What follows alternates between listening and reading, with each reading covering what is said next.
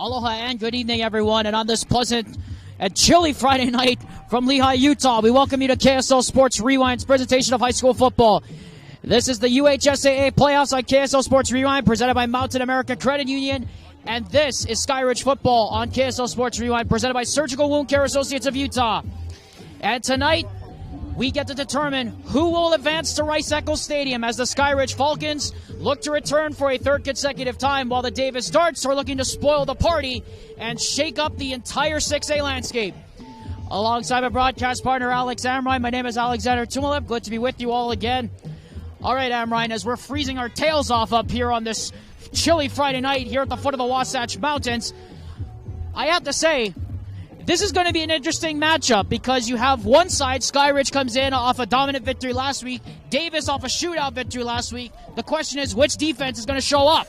You know, and last week, one thing that I saw is just Skyridge's defense. They just have so many good playmakers. I was actually just talking down to one of the defensive guys, one of the coaches of their unit down there, and he just was giving all the praise in the world to these young men out here. They have ball hawk defenders out there, and they can pass rush, put heavy pressure on with just 3 or 4 guys. Expect to have a great show from them.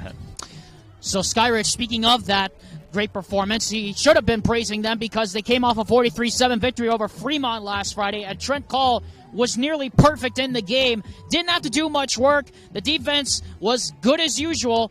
It just seemed to be, as I was watching it from afar last week at LaBelle Edwards Stadium, business as usual for the Skyridge football team. No, yeah. I mean, when you look at it, this Skyridge offense, they're very consistent, They're not, Prada or Gucci or Versace or anything like that, but there's classic Old Navy. They're going to get you the job done, right? They have consistent playmakers. One thing that I talked about so often last week during our broadcast when I was with Brett Hammer was just how many good players there were. They had multiple good running backs, a solid quarterback. Even when they brought in Brock Parrish after Trent Call took a hard hit, he was throwing the ball pretty well, getting the plays off, and they had some great wide receivers and a good tight end in Josh Davis. So on the other side, Davis, which Alex Amrine, ironically, was our first game we ever did together, but that was a different sport. That was basketball we did in December last year. And, of course, it was indoors. It wasn't on top of the press box like we are tonight. Davis, 105 total points last week against Riverton. 55 of them went to them. And let me tell you, Jackson Stevens, oh my goodness, he tore up that Riverton defense. Yeah, Jackson defense, he just did so well last week, and that was a game that Brett and I were constantly checking, knowing that whoever won that game was going to play Skyridge, as it was pretty apparent early on that Skyridge is going to be moving on to the third round of playoffs here today, and so it really just came down to which team had more gas in their tank, and at this level, if an offense can score that many points, that just shows the heart that they have. And so expecting to put out a great showing today. They have an uphill battle going up against a great Skyridge team with a good defense, but if there's any team that can beat them, it's Davis with this kind of offense. So now let's dive in before we get the coin toss done and everything to our Heidemann and Associates keys to the game. Presented by Heidemann and Associates, the full-service law firm that's committed to winning for their clients. So, Alex Amrine, definitely different keys that we were looking at last week than you guys were looking at last week. But Skyridge is one. Skyridge and Davis both have very similar keys, I think, looking at the paper here for tonight's game. Well, yeah, so let's just break it down. So I think for Skyridge, you just need to keep the offense consistent. What I mean is do what you did last week. Brett and I, we saw a lot of good players, like I was just mentioning, a lot of consistent players. It's not like a team like Timpanogos where, you have a Luke Livingston who has almost all of their touchdowns from the year. They have guys, like each of their guys have about 400, 500 receiving yards, 5 or 6 touchdowns in the year. And so last week we saw some great guys, specifically Connor Jensen at receiver and a great receiving back, and Akia Galama, he was great receiving the ball. He's actually one of their leading receivers as well, and Tate Walker, just a tone setter, just explosive speed, bit of a smaller back, so fun to watch. And he was my choice for the Heidemann Associates player of the game. So they just need to distribute the ball to a variety of players like they did last week against Fremont, and if they do so, I think Davis might get spread a bit too thin on defense, and this game could get away from them. And then going over to Davis, while we're talking about it, the wide receivers for them, they just need to create space going up against the secondary today. Last week, the Falcons did a great job playing the ball. Well, they picked off Fremont quarterback Slade Parker 4 times, and it was kind of, it was a tough day for Slade Parker, I'll say that. They allowed just 1 touchdown in the game, which didn't even come from Slade Parker. It came from their backup quarterback, Bodie Goins, who came in after Slade was hurt in the 4th quarter. Davis's rush offense continued to struggle last week and relied heavily on quarterback Jack Stevens' arm, threw for 453 yards, and 4 scores. So Stevens is going to need to get the ball out to these guys, but they need to do a good job of getting separation. Much different setting, isn't it, Amrine, than being in basketball December last year. Of course, we did the game between Davis and Olympus, which was one of the best games we had seen in a while, which, by the way, speaking of Davis, they're going to get the football to kick off the game. And the Skyridge Falcons will be tested early here. Interesting to note, Amrine, that we see McKay Hillstead, who has been hurt for a large part of the season, the commit to Utah State.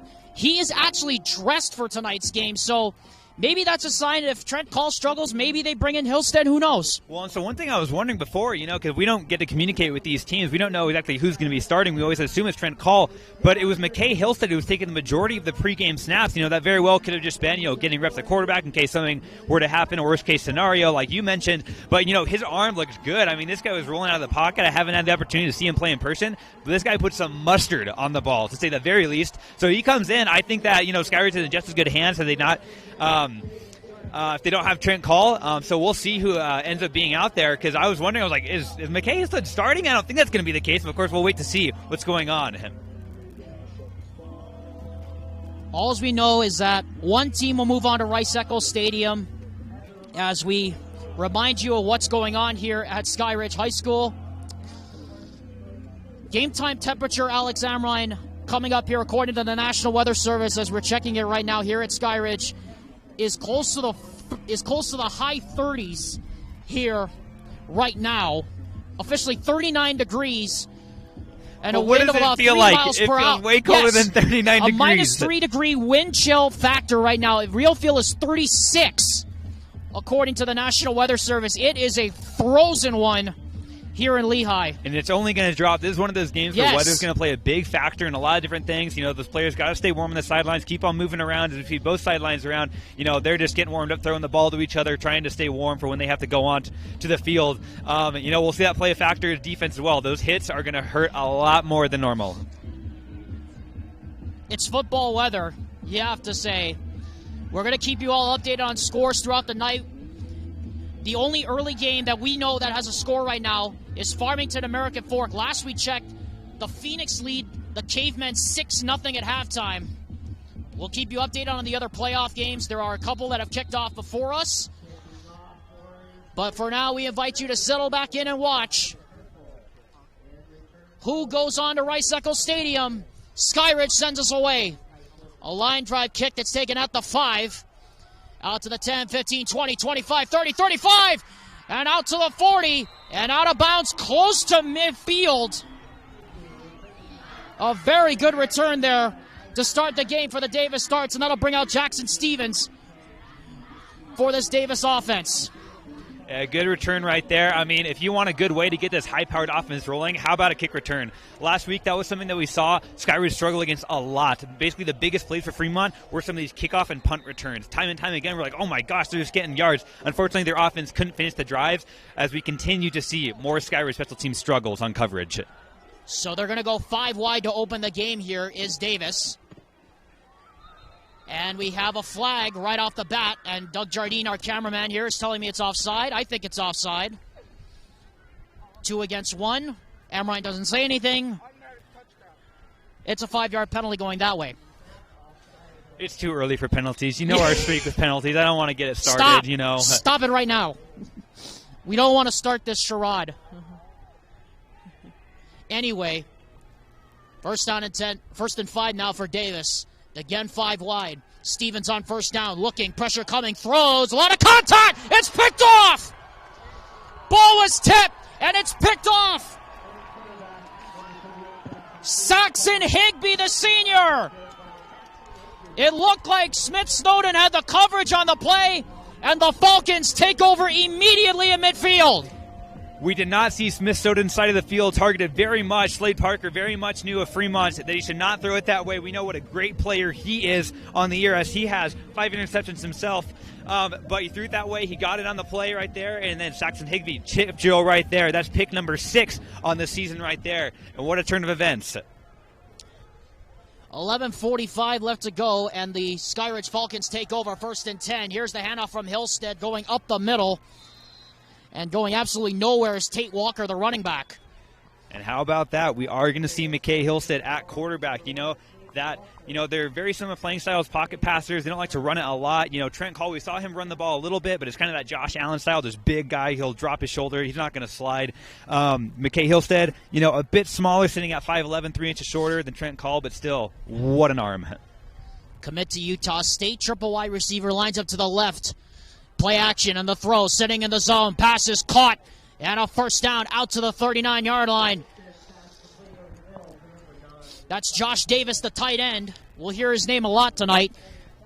Yeah. And that's a first down for the Falcons. Josh Davis, he had a really good game last week, including a touchdown and a couple of big grabs over the middle right there. Expect him to be a target in some of these second down situations, second and long, that is. First and 10 now from the Davis 39. Hillstead hands off to Walker. And Walker gets to the middle. He'll pick up about 5 yards off right guard. And that'll bring up a 2nd and 5 early here for the Skyridge Falcons. Walker's had a really good season. They're kind of just splitting reps between him and Carter Sheffield, but he's been a really good back, and as you can see, that was about a 6-yard gain right there. And he's just such explosive speed. It does not take any time for him to get going. He goes like 0 to 60 in 3 seconds. You got a Tesla out here. Hillstead on 2nd and 5. Play action, throw to right side, wide open. Pass is complete, spinning away, getting inside the 10 to the 5, and in for the touchdown! La Kea Kalama, 6-0. Just like that, the Falcons fly into the end zone first. Well, Kalama, he is the leading receiver for the Skyridge Falcons. That is his 63rd reception on the year. He has had that's his 6th receiving touchdown on the year. He just has such good speed, not as fast as Walker out of that backfield, but right there, I don't know, he made me question it a little bit, breaking out of a tackle and then bursting his way into the end zone. High snap, and they're going to have to take off with it, and they are not going to get the 2-point conversion. The helmet came down before the ball did, and so the high snap costs Skyridge the extra point, but with 10 1/4 minutes left here in the first quarter, the Falcons already ahead 6-0. Yeah, that right there, what a turn of events. I mean, that is the opposite of an ideal start for Davis right now. I mean, they come out there, they get a good kick return, you're feeling good, and then that pick drill right there with Higbee on the interception, and that's something that's going to be really important for the Skyridge team. You have so much coming from behind you. You have such great momentum. You need to make sure that you capitalize on just given opportunities like that. I was talking about it last week. Manna from heaven. You got to make the most of it. You got to eat that stuff, all right? And they did so right there. Unable to get the extra point. Try to get in for that 2-point right there. Stop short, but still 6-0. That's a great job when you haven't even received the ball on a kickoff yet. Want to bring you up to date on a couple scores. We're watching Farmington against American Fork. How about this, Amrine? Farmington is leading 19-0 over AF late in the third quarter. I mean, who saw that coming? No, we thought that was going to be a very good game. We were originally assigned to that game before some changes were made. We were very excited to go up there, but maybe not the game that we were hoping for. Maybe that one will get a bit closer later on. Yeah, hopefully it will. If there's any silver lining, the Cavemen do still have a full quarter left to make it up.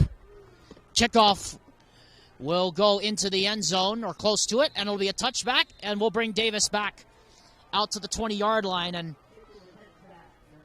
Amrine, I now turn to you, and this is a big drive for Davis early on. They have some early adversity. Now they got to respond. Yeah, right now, they don't have that ideal field position they did last time. I think what they got to do is just, stay consistent. Don't let that interception get in their heads. Don't make you think that you have to have a Hail Mary play to get back in this. Don't play hero ball. It's 0-0, okay? It's not 6-0. It is 0-0. Go out there, give Stevens the ball, make some magic happen. And like I said in pregame, these wide receivers need to make space. Josh Baker lines up as the single setback. Stevens drops the pass, throws. That's complete. And not for very much. That's complete to Easton Baggett, the 5'9 senior, and he got leveled immediately. And, in fact, I'm going to say he lost a yard. Yeah, Easton Baggett, he's one of those just small, speedy slot wide receivers. I really like those guys. I'm a big fan of just, the big, DK Metcalf-esque, but I also love those Cole Beasley, Julian Edelmans, right? Those little squirrely guys who can create space and find open gaps right there, able to do so for a short gain, set up second down. Or actually, I guess that was a loss on that play, wasn't it? Yes, it was a loss, second down at 11. Forgive me. Baker remains again the single setback next to Stevens in the gun, and Stevens is going to take it himself on the quarterback keeper, and he'll get a couple up to about the 23-yard line, and that's going to bring up third down and a long 7 here for the Darts. Yeah, so thus far what I've seen from the defense, of course, we've only had a handful of plays. We don't know how wide of a playbook they're going to have on the defensive side of the ball. But from what I've seen a lot of man-to-man, which is something that I really like. I think it's a very aggressive thing, something that's very, I think that you have to do it at this level. In the playoffs, you need to show your aggression. And I think that, playing man-to-man and rushing a lot up the middle with that front seven is going to be a tone setter early on. 3rd down and 7. Triple wide receiver in tandem to the left. Stevens tries to set up the screen, and it's blown up. Intended.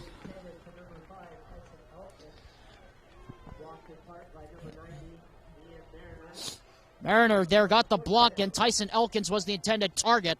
And 3 and out go the Darts. Yeah, well, Jackson Stevens right there just did not have a lot of vision in front of him. He had defenders all over his face. Hard to locate a screen when you can't even see your running back who's going to receive it. And that's something that we saw from Skyridge last week, able to apply a lot of pressure and break up a lot of screen passes that Fremont tried. Agate now to punt. With pressure coming off the edge, it's partially blocked. And it hits off the Davis player, and that's going to be a flag for an illegal touch at the 45. Or rather, that's not a flag. That's the beanbag pardon for the spotting of the ball. And that'll be where the Falcons will take over 1st and 10. Yeah, I mean, offensive turnover, almost had a special teams turnover right there with that partially blocked punt. But, I mean, hey, that's going to set up them in great field position right there. Probably would have prevented that ball from going another 15, 20 yards extra. And then bouncing off one of the punt coverage guys, too. Ball rolls backwards a little bit before it's recovered, setting them up at the 45-yard line. Hillstead goes into the gun, handoff to Walker, left side, and he is going to be swallowed up in the backfield. Nowhere to go on that one. Palmer Gardner said, I don't think so. Palmer Gardner, he's one of these guys when I was looking at all the defensive players. I mean, he has just had a great year, 6 sacks on the season. That one just felt just as fun as a sack right there, taking the running back into the backfield for a 5-yard loss and took him on a trip even further before fully bringing him down. But, of course, forward progress, he'll keep that at 5 yards. Great play by Gardner. Double wide receiver now lines up to either side for McKay Hillstead. And watch that rush on that far side. It looks like they're loading up the box here. 4 on the edge here. And we have a flag, and we have a false start.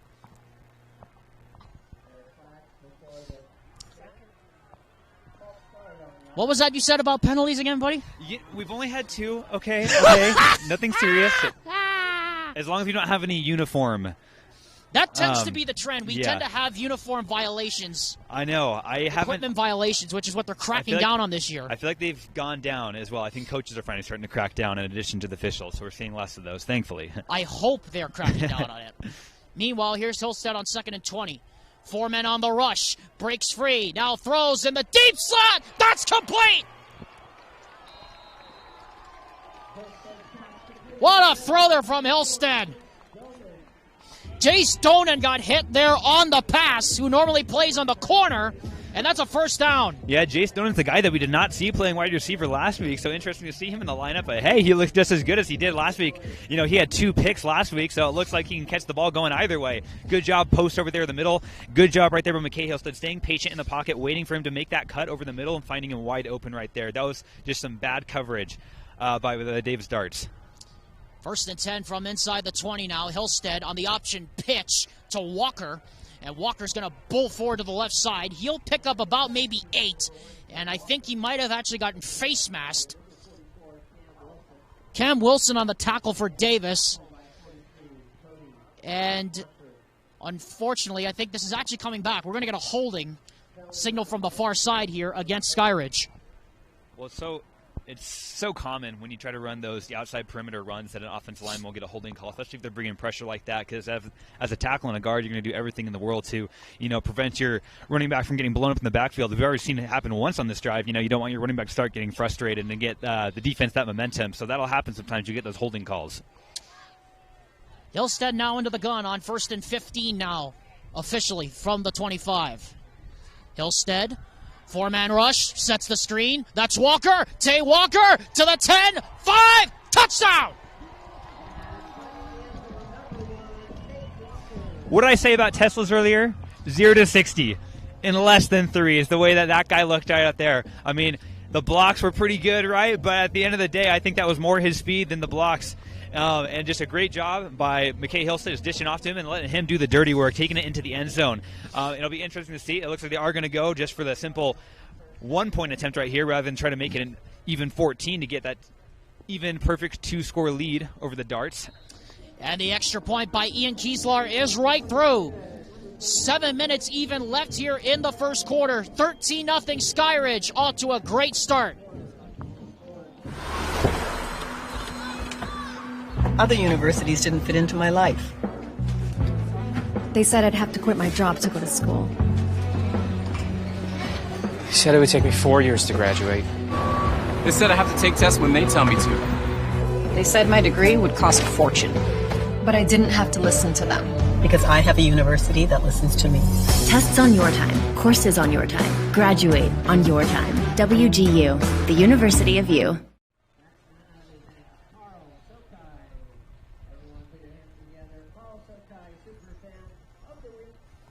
Welcome back, everyone. KSL Sports Rewind's coverage of Skyridge football, presented by Surgical Wound Care Associates Utah, continues. The quarterfinals of the UHSAA playoffs, presented by Mountain America Credit Union. 13-0, 5 minutes into the game. The Skyridge Falcons leading the Davis Darts. Kickoff will be into the end zone or close to it, but it will be returnable.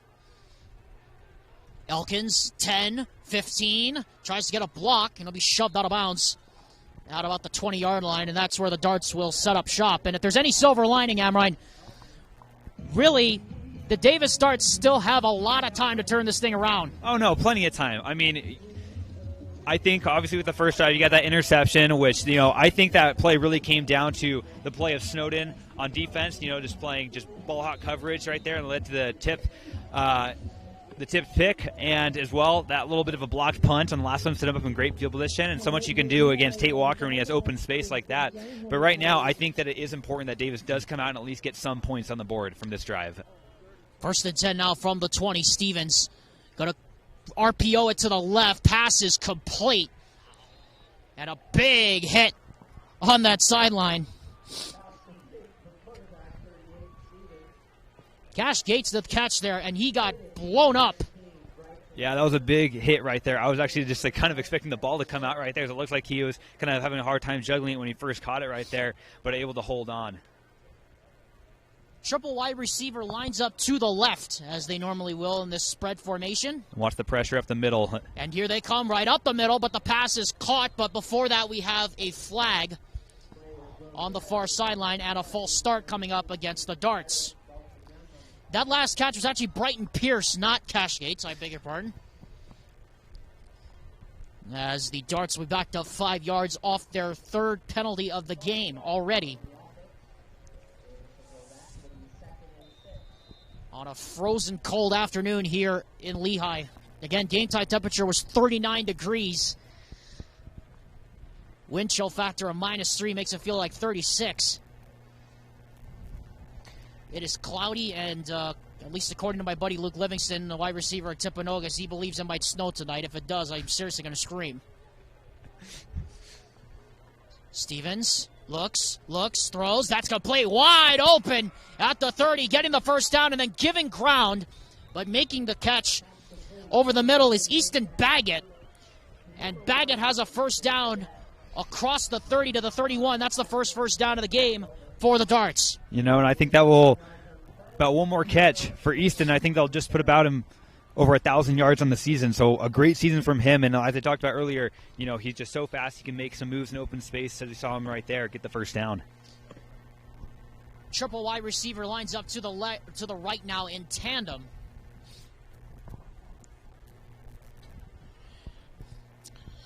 Stevens audibilizing. Stevens runs to the right, and he's going to get thrown down immediately. Not much room rolling off that right side. Sione Westover there with the stop, coming up from his linebacker spot. Yeah, and Sione Westover, big guy right there. It's going to be a hard time stopping him when he comes down the middle like that. 6'3", senior, sitting at 215. That's a big boy coming at you right there and taking you down. I mean, I love his frame. He's just got a lot of speed to him. Kind of a similar build, actually, to quarterback Trent Call. But obviously, when he's running downhill like that, no one wants to get hit by Trent Call or Sione. A very senior-laden defense this Skyridge team is. Stevens now from the gun. Gain of 1 officially. Stevens looks, throws. That's complete. Over the middle, the slant. And that's a first down. That's Tyson Elkins there again, the slot back. And that's a first down on a pickup of close to 10 for the Darts. Westover again with the stop. And quickly the Darts come back to the line. And right there, that's going to be one of the first times that we've really seen them in a true spread package on that last play right here as we got deuces on either side. See if they run a screen. Look like they're going that way. Stevens this time throws deep. Pass is incomplete. There's a flag down from the umpire. Lying at about the 43-yard line, and I suspect this is going to be a infraction of some kind against the offense. The initial signal is that it is a illegal block. You know, and going back to your point about how many seniors there are in this team, not only do they have so many great athletes, but they just are so well meshed together after playing together for so long. They have great chemistry. They have a great knowledge of the game. They have a great knowledge of what their defensive coaches want in their schemes. And so that's going to be, troublesome for this Davis team, right? They're going up against a group of guys that know each other well. I mean, of course, Davis, they got some great players as well, but that's going to be a whole other challenge, a whole mental battle. It's going to come down to, a lot of coaching as well. It was an illegal block called against the Darts. So back it up. 1st and 20 officially now at the 34-yard line. 4:06 to go, 13-0 Skyridge. If you're just joining us, Skyridge scored off a turnover, then they got it at the 40-yard line off a partially blocked punt and proceeded to go all the way down the field into the end zone on both drives. Stevens, 5-man rush, setting up the screen, and it goes right through the hands.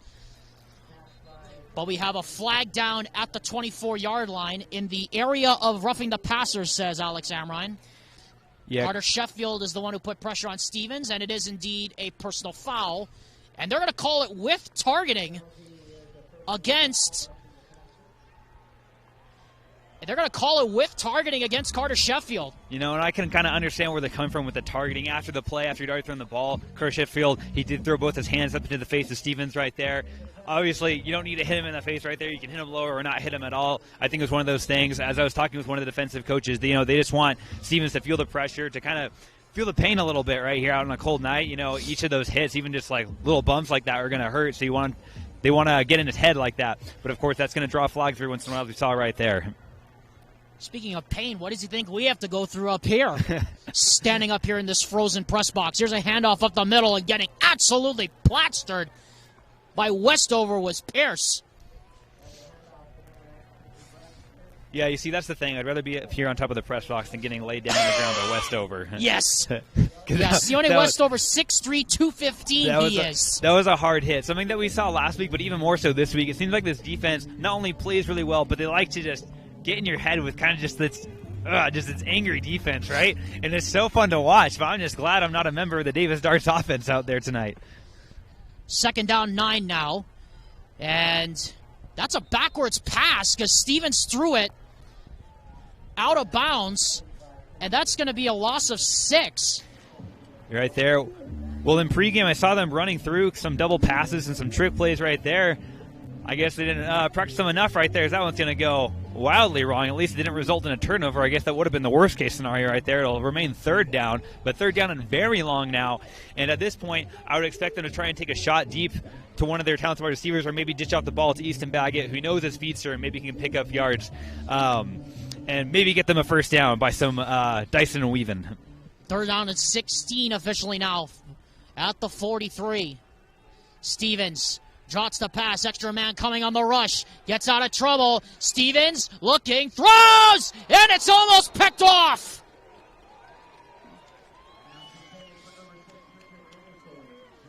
Oh, Brady Beers almost had that one. Hunter Anderson, the intended target. I mean, that was a battle of wits right there, and Beers almost wrestled it right out of Anderson's hands. No, and Anderson came in motion before that play, jumped up the middle, and he ran an out route immediately.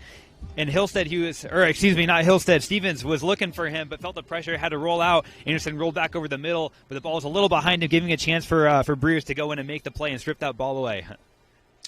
And we're out of a timeout call by Skyridge as they didn't have enough people out on the field for the punt return. And just Brady Beers, Smith Snowden, I mean, we've seen it just from some great plays already here in the first quarter as we're winding down to the end of the first.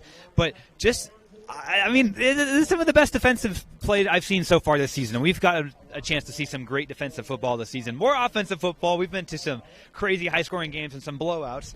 But I'm really liking what they're seeing. I'm a really defensive guy. I love to see just ball hawk defense and a lot of good pass rush, and we're certainly seeing that early on here. I think that's going to make it a very, very frustrating day for Jackson Stevens if his wide receivers do not get the separation they need right there. Of course, that one was on Stevens, a little bit behind him. He did a good job creating some extra time, getting some space, getting away from the pass rush right there, but unable to find his receiver, throwing it a bit behind Anderson. So out of the timeout, Agate is sent to punt it away. La'akea Kalama stands back at his 23. Late here in the first quarter, 13-0, the Falcons lead the Darts. Agate's punt is an end-over-end dribbler that will bounce at the 25. Kalama takes it at the 20.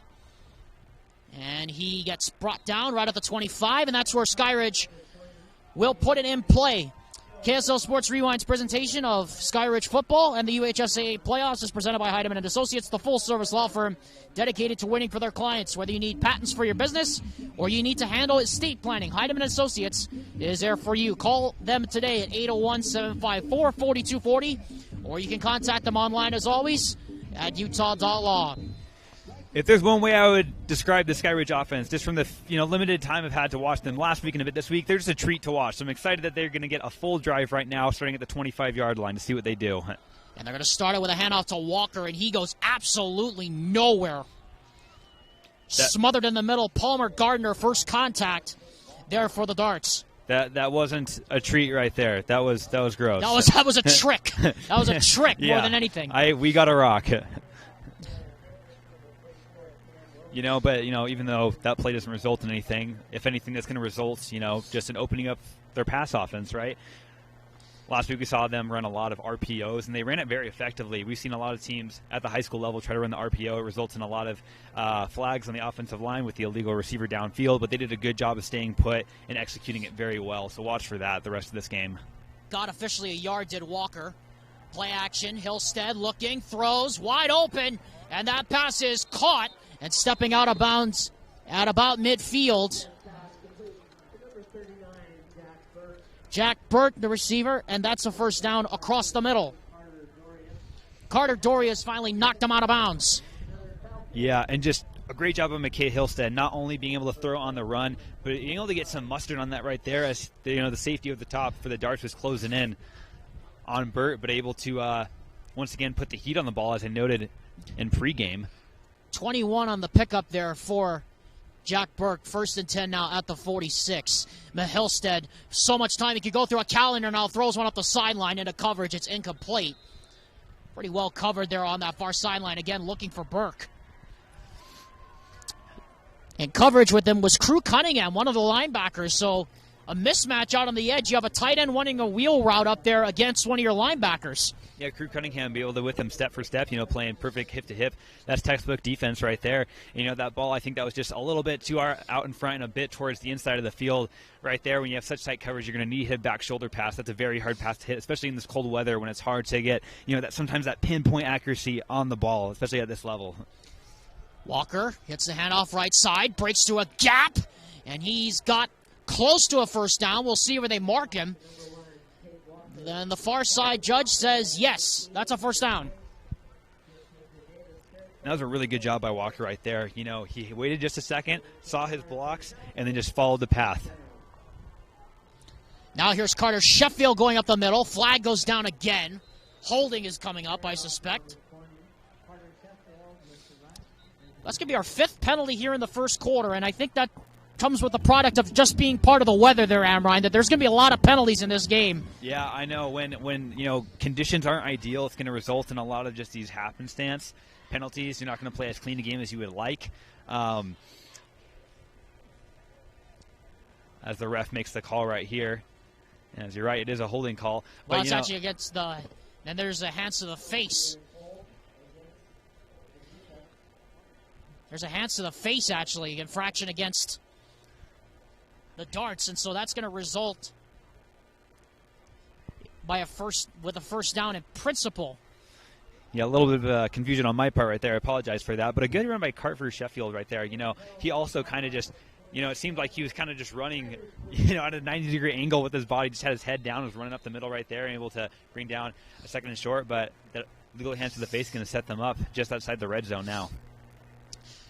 1st and 10 now from the 26. Hillstead, pressure coming off the edge, throws quick into the seam, into triple coverage! Touchdown! Nope, incomplete, hit the ground. What a throw that was, though, into coverage. But unfortunately, Cannon Jensen not able to secure it as he hit the turf. And Cannon Jensen, he's just been a phenomenal player last week. He just had so many good catches, did a great job of opening his face right there, and not a lot of space right there. But, just what a great job by McKay Hillstead getting that ball in between triple coverage. That was just, for me, that's a college-level throw right there. No question in mind that he's a collegiate-level athlete. And now here's a pass for Kalama. Inside the 10, 5. That's a touchdown.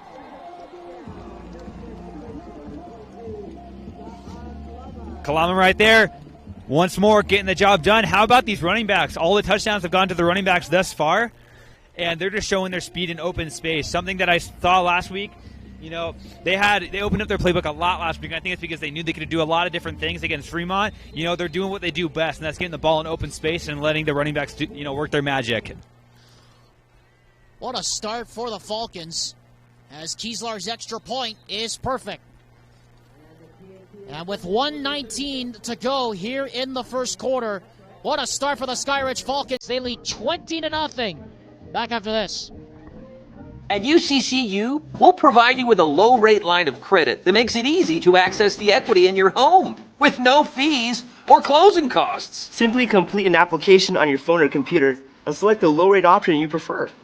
And then sit back and enjoy the peace of mind that comes from knowing you have a low-rate line of credit. Ready for whatever life throws at you. To learn more or start your application, visit uccu.com or stop by any branch.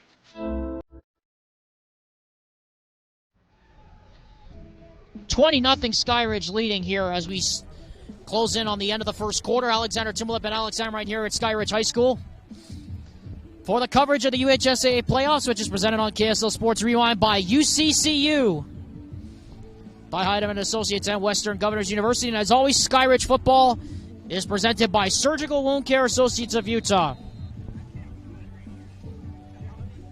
20-0 our score as the Skyridge Falcons get set to kick off.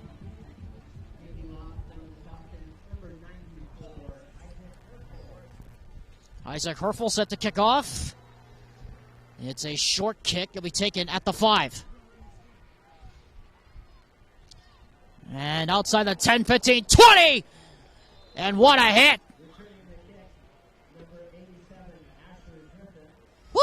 Yeah, that was a big hit right there. That seems to be a common trend among these coverage teams and on the defense. And one thing I want to talk about really quick, the Darts now down 20. I think something that their defense is having a really hard time with is just getting good angles on these running backs. And that's, taking bad angles on the defense is going to be a very bad combination when it comes to two speedy backs in Kalama and Walker. That's going to be a long, long day when they have those guys coming out of the backfield like that. They just need to, be on top of their defensive assignments and do a better job of closing in on them. So from the 20 now, 1st and 10, officially ball marked at the 19 3/4.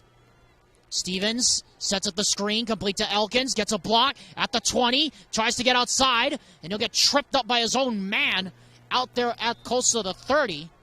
They're going to mark him just at the marker, and that's enough to move the sticks. Elkins right there, he's been a common and frequent target throughout this season. He's well over 1,000 yards now. He has 8 touchdowns in the year, so no doubt that Jackson Stevens has a lot of confidence in him and what he can do. for this offense, and they're going to need to rely upon guys like him. They're going to need to go to their guys who, they do have a lot of great playmakers, but they're going to need to go to the guys who are just consistent game after game after game if they're going to go and compete. Stevens, three-man rush, steps up, hit as he throws, pass is complete, sitting in the zone, and getting another first down there. That's Hunter Anderson, and again, that's another first down. Hunter Anderson, that was the second target of the game. Of course, drops the first one that was, I guess it was rather stripped out of his hands when it was a bit behind him, but finally gets to the catch over the middle. That's back-to-back first down throws from Stevens. Stevens getting in a rhythm right there after delivering a hard hit from the defensive end. But he's done a good job despite feeling that pressure. He's done a good job stepping out, moving out, creating space. I'm impressed with his pocket work. Final seconds of the first quarter, 20-0 in favor of Skyridge. They have to get one play off. They probably will, and they will. Stevens looking, throws, got a man out there. It is broken up. What a play. And that will do it for the first quarter. Jace Donan on the coverage. Yeah, Jace Donan, a good thing that he didn't put a lot of hands on the guy. Actually, he had 2 or 3 pass interference calls last week, despite having a really good game and having 2 interceptions. But I think he probably learned his lesson, knowing that when he's not facing the ball, don't put your hands on the receiver. You're going to get defensive PI called on you all day. So we come to the end of the first quarter, and we'll be back in 15 seconds after this word from Surgical Wound Care Associates of Utah. Hi, I'm Amber Clark, head manager of the Skyridge football team. This is a Lander Falcon. Falcons are the fastest animals on the planet. They read body language and are extremely aware. Let's make 2022 the best season yet. Go Falcons! Second quarter about to start. Alexander Timlip and Alex Amrine here at Skyridge High School. We'd like to remind you KSL Sports Rewind's presentation of high school sports is presented all season long by Western Governors University, where you can make 2022 the year of you. Go to wgu.edu for your chance to sign up for a scholarship to get your degree on your own time at your own pace. And you can also get a 1-year MBA for a limited time. Where else can you get an education that's attainable, affordable, and full of support? It's only here at the nonprofit University of You, WGU, a proud sponsor of KSL Sports Rewind's presentation of high school football. So 2nd and 10 now at the 40 as we start the second quarter. Again, Alexander Timlip, Alex Amrine, freezing our tails off on the top of the press box here at Skyridge High. It's a pleasure nonetheless. It's not a pleasure watching the penalties. We're going to have another false start here against Davis. So penalty counter, I believe that's number 6. Yes, I believe it's 6 or 7 now. Yeah. Let's go with 6. Let's look at things more positively. Third penalty of the game against Davis. 3 against Skyridge, 3 against Davis. So back it up to the 35. And really the penalties have been killing Davis so far, especially that trick play that went awry. Outside of that, it's the penalties that are really giving the Darts fits. Well, it's definitely set them back. They've had a few times where they've had almost, 1st and 20, 2nd and 20s, and right here about 2nd and 15, and that's a real shame after they were getting some momentum at the close of that first quarter. Yeah, never want to be working from behind the chains. Throw in the middle, that's complete, getting some of the yardage back. And making the catch is Elkins, theme of the day so far, and that'll bring up 3rd and a long 10 here for the Darts. Once again, going to Elkins right there. Good job getting vertical on that play right there and then getting low to make sure that he didn't get hit super hard. We talked about these hits are going to hurt, so you need to make sure that you conserve yourself because those bruises, you're going to start to feel those in the 3rd and 4th quarter. And we talked about this team, their ability to play the long game as last week they outlasted their opponents in a shootout. 3rd down and 10 now. Ball at the 40. Blitz coming, screen, that's complete, and making one man miss, but not able to keep his feet is Baggett. Oh, Baggett would have been gone if he had made that move, and now it's 4th down, and I was about to say, you don't want to go for it here on 4th and 8 in your own territory. You got to kick it here with the wind coming across the field on a cold night like this. Yeah, it looks like there's a bit of hesitation from the sideline right there, whether or not they're going to do it right there. But Easton, you could see his frustration as he knew that there was an open field in front of him. Shoelace tackle as he's taken down as his blocker fell down and wasn't able to complete it for him. Agate rolls out to the right, rugby-style kick, and it's a good kick. Taken on the run by Walker, and Walker will be brought down at the 25. That's where the Skyridge Falcons will start. We remind you, KSL Sports Rewind is your home for the UHSAA playoffs next Thursday and Friday. The 6A and 5A semifinals take place at Rice-Eccles Stadium. Dusty Litzer, Dane Stewart have the call for you. All 4 semifinals leading you up to championship weekend on Friday, November 18th. On your home for the UHSAA playoffs, KSL Sports Rewind. And it's going to be a fun weekend of football up there at RES. Oh, yeah. The house that Witt built. Hillstead, play action, looking, throws, got a man wide open, and getting over there to break it up in the nick of time with a flag down is Carter Dorius. I mean, Dorius came out of nowhere and just broke it right up out of Jensen's hands. And on top of that, we have a holding against the Falcons. No, it's tough right there. I don't think that Hillstead had the cleanest release on that ball as he would have hoped for. It wasn't the cleanest ball going up. And that may have resulted in the pass being incomplete. And it's interesting right there with the guy wide open right there. And it also may have resulted in the ineligible man downfield. Yeah. As we get reset, but just really quickly, as Dorius came across the middle right there, I believe that Hillstead, of course, saw him and so didn't know whether to put that ball, just on a line right there to try and just make it a perfect go route or a little stop right there. He just wanted to get the completion. Hillstead tries to step through the pocket, gets away from the pressure, now has the containment come up on him, and he's forced to slide. Wasn't a very good slide at that.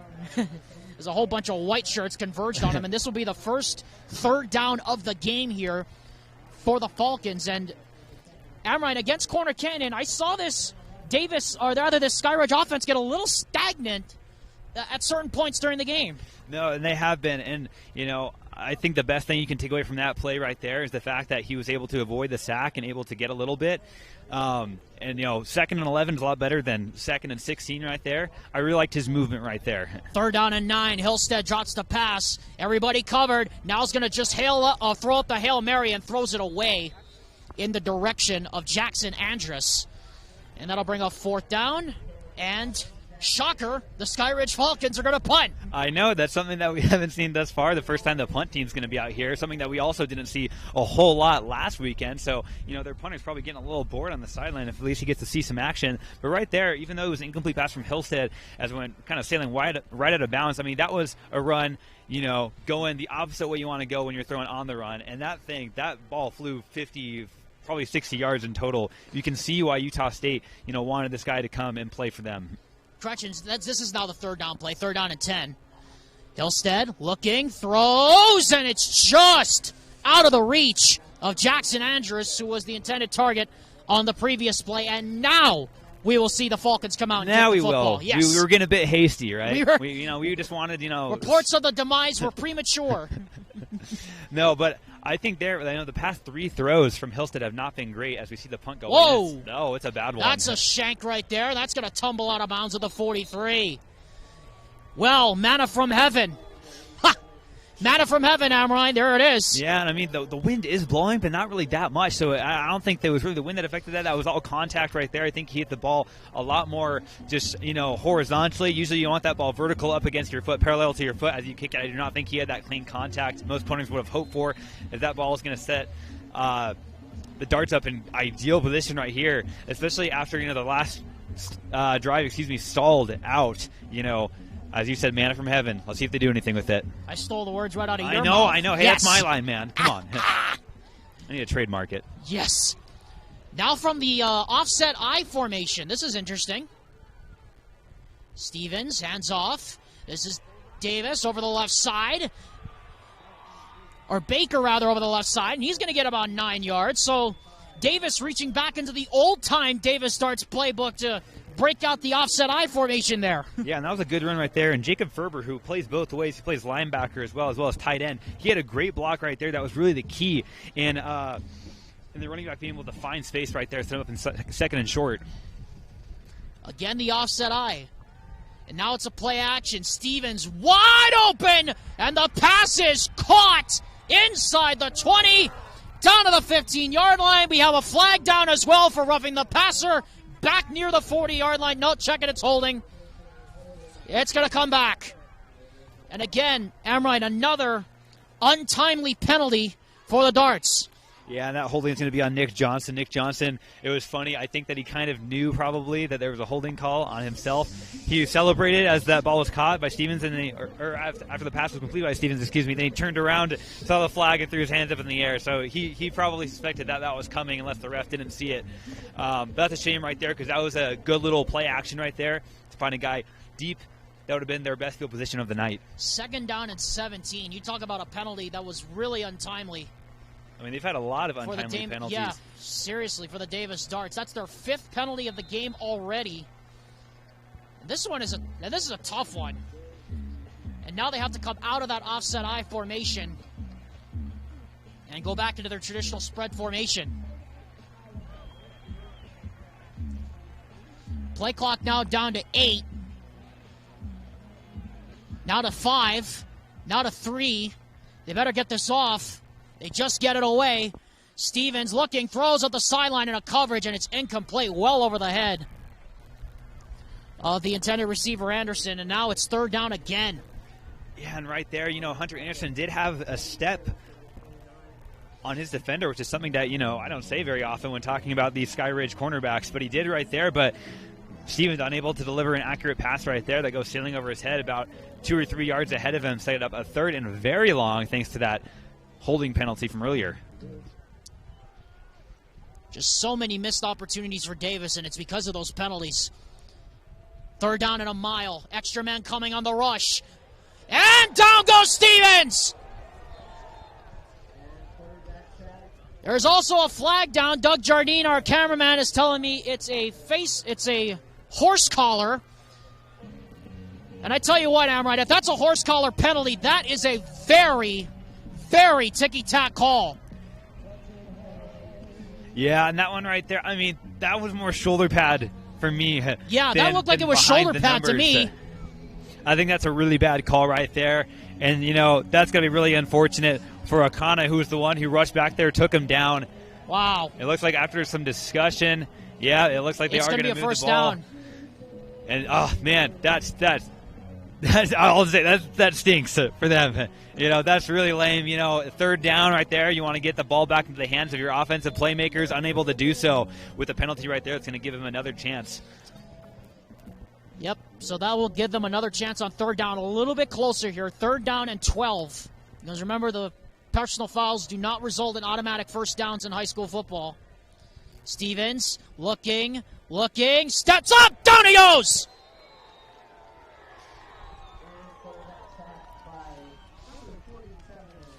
Jacopo Malafau on the sack.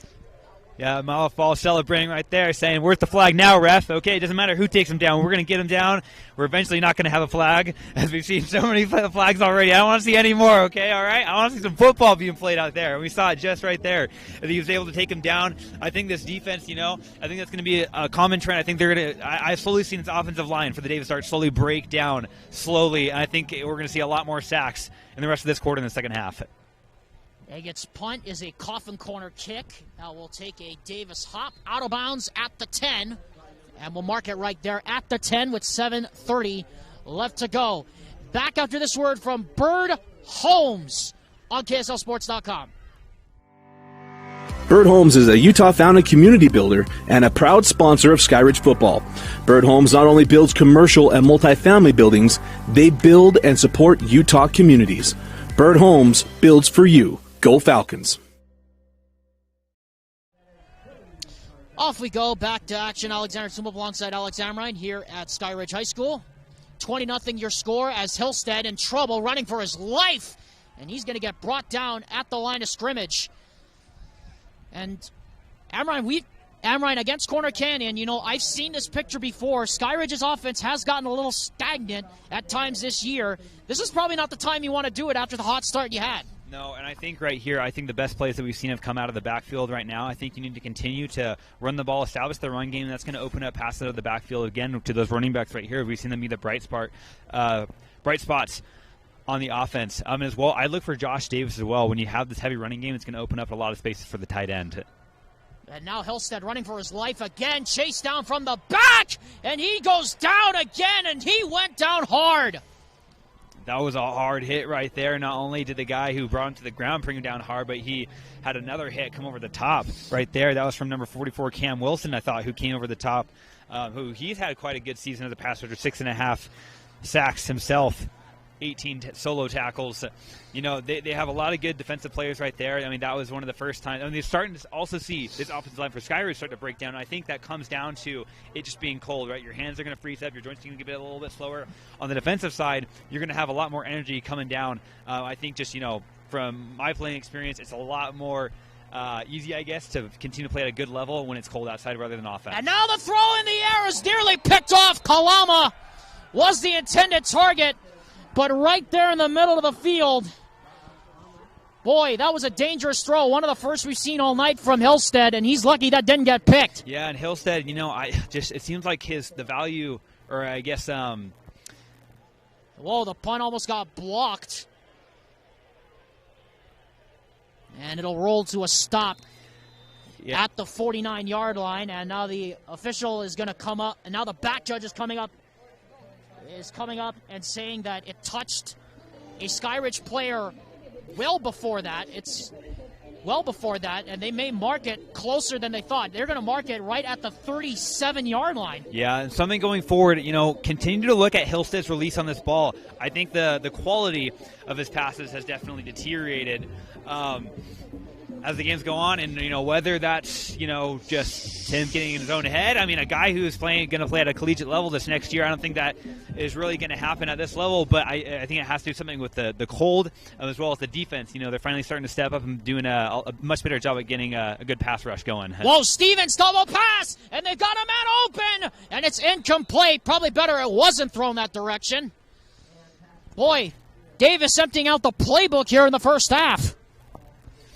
Well, I saw them run a lot of double plays, you know, just watching film throughout the season. And also even in pregame, you know, they weren't even afraid to show kind of, you know, what they were going to pull out of their hats in pregame, just doing warm-ups. A lot of double passes right there. And a good thing that pass, you know, wasn't broken up even before it got off.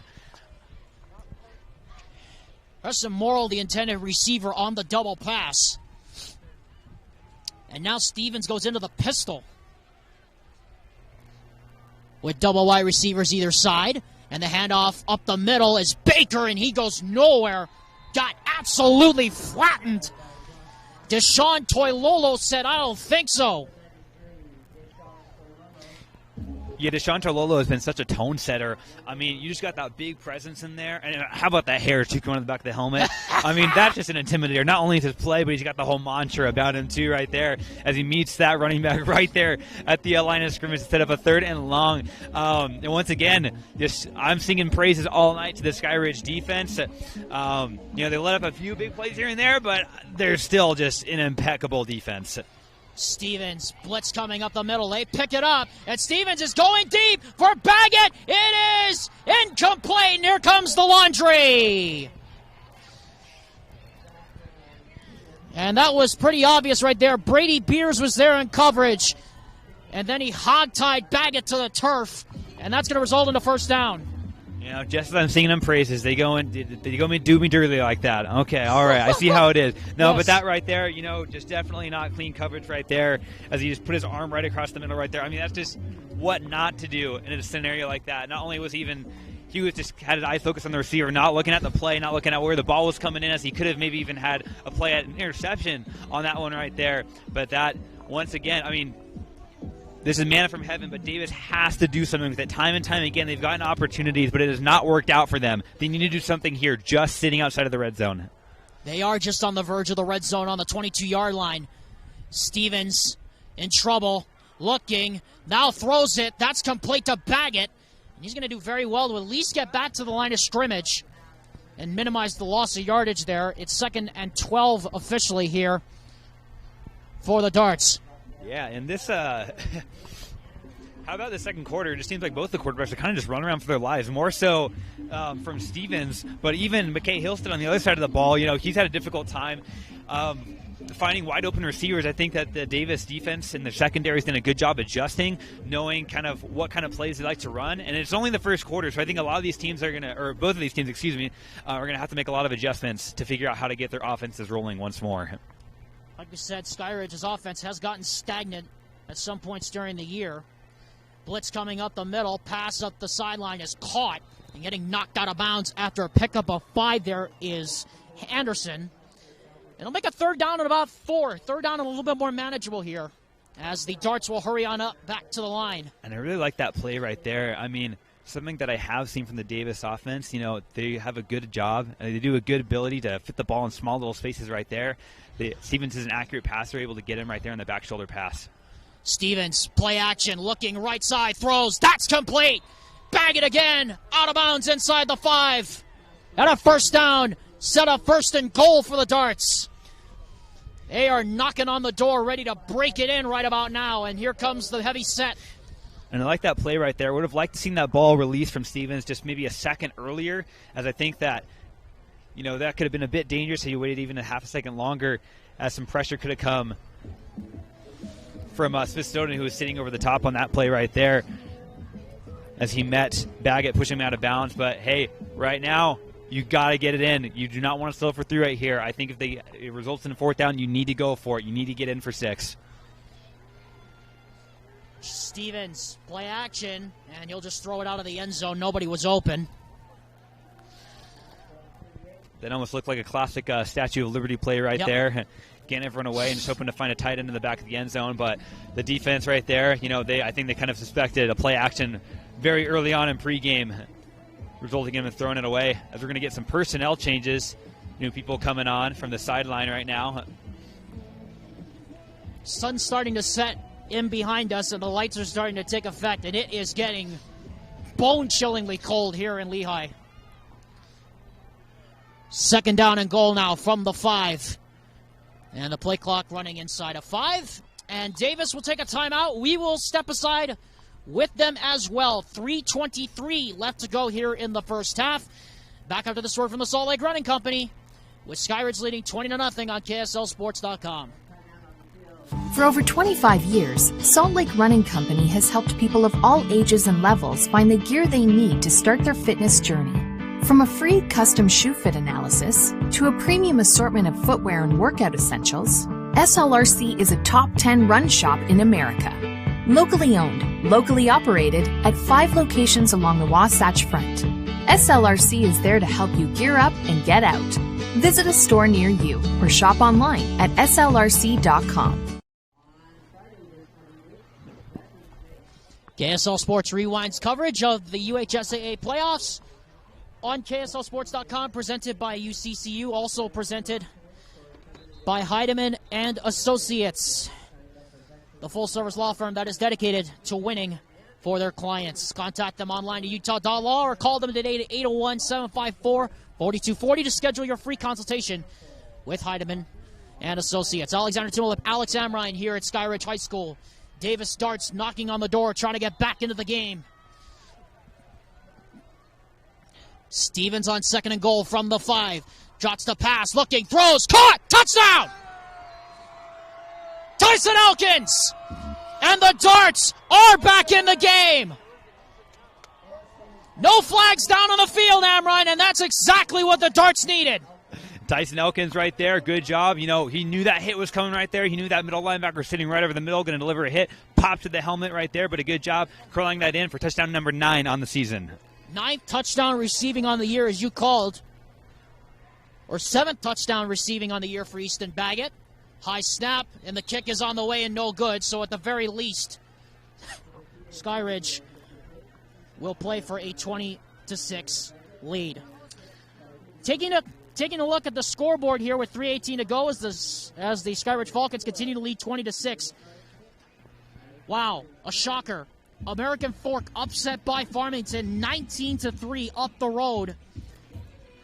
I mean, Alex Amrine, that's a biggie.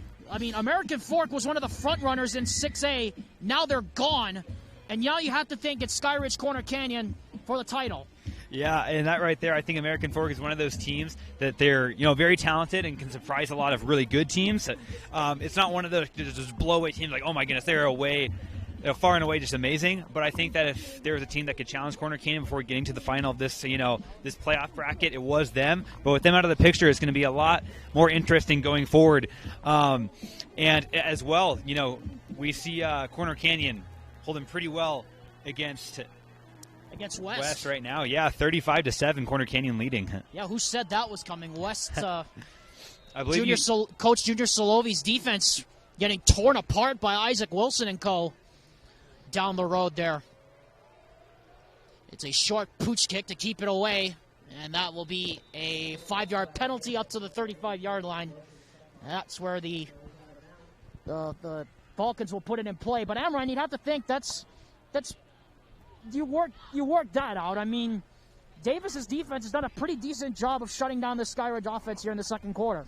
Yeah, no, they definitely did not wait till halftime to make those adjustments. We usually call them second half adjustments, but the defensive coordinators are just on it. They know, what their players' tendencies are, and so you have to adjust to that. You have to understand what the offense's tendencies are, what the receivers like to do, what kind of plays they like to run. So they did a good job. Looked like they're definitely going to more of a zone fit where they have two guys dropped and a more heavier set up front, putting more pressure on McKay Hillstead. He's going to hand it off to Walker in response, and Walker's got a hole, and Walker's got a first down all the way out close to midfield. Well, they bring the pressure, and they respond to it in kind, does Skyridge with a run. Well, not only does Walker match the same number as Tyreek Hill, he matches that speed once more going up the middle. 1st and 10 now from the 49. Hillstead from the gun, double wides either side. 4-man rush, throw to the sideline. That's complete. And getting thrown down out of bounds close to the marker is Kyle Valdez. And that should be enough to move the sticks, and it is. And that's a play that we've seen twice now in the game. The first time it resulted in an incomplete pass, but this time what they basically like to do is have two wide receivers on either side and a running back run a little whip route out into the backfield. But basically the inside guys will run outward post and the other guys will run outs right there. We saw it completed onto the right side on that one. The bench switch play, as they call it.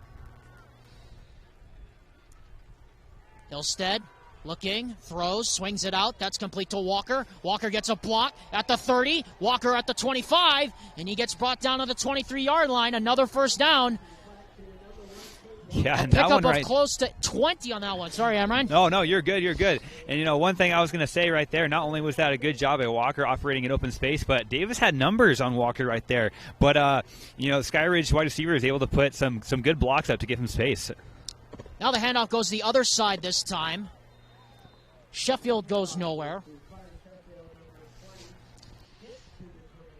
Sheffield gets to the 20, pickup of about maybe 3 if they're generous.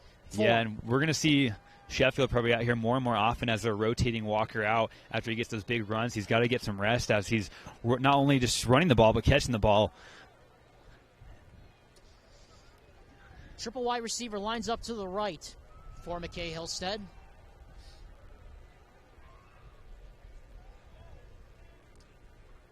Hillstead hands off to Walker. Left side, big hole. 10, 5, touchdown.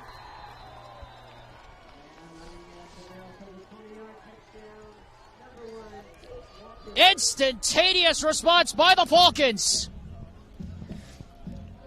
And I believe that's touchdown number 3 on the game for Walker, if I'm not mistaken. 3 on the game, 8 on the year for Tate Walker. Coming into the game, he had 7. Now he has 10 total on the season.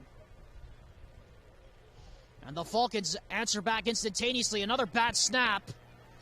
And they're going to have no chance to get this one completed for a 2-point conversion. It's incomplete, and that will keep the score a 20-6 game with 2 minutes and 2 seconds left in the first half. Well, Amrine, we talked about the winner of this game moves on to face Farmington now, and we talked about how Corner Canyon is putting the hurt on West.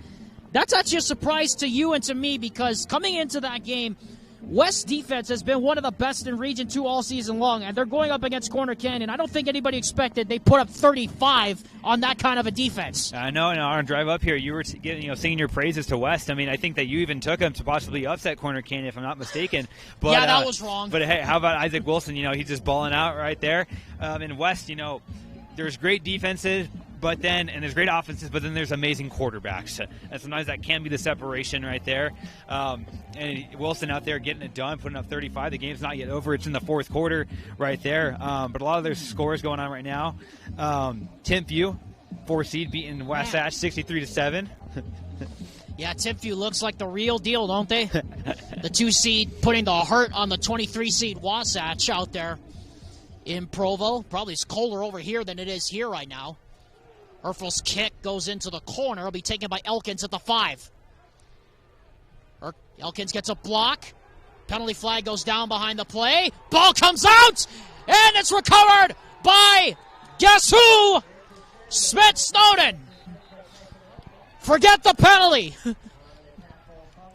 It was a hard hit, and it looked like a block in the back as well as what they were going to get for. But yeah, how about that? Get the ball right there at the 35-yard line. Smith Snowden, these last 2 weeks, we haven't seen him a lot involved in the turnover game. That's going to be the first time, in my experience, calling him, that I'm going to see him with the ball in his hands.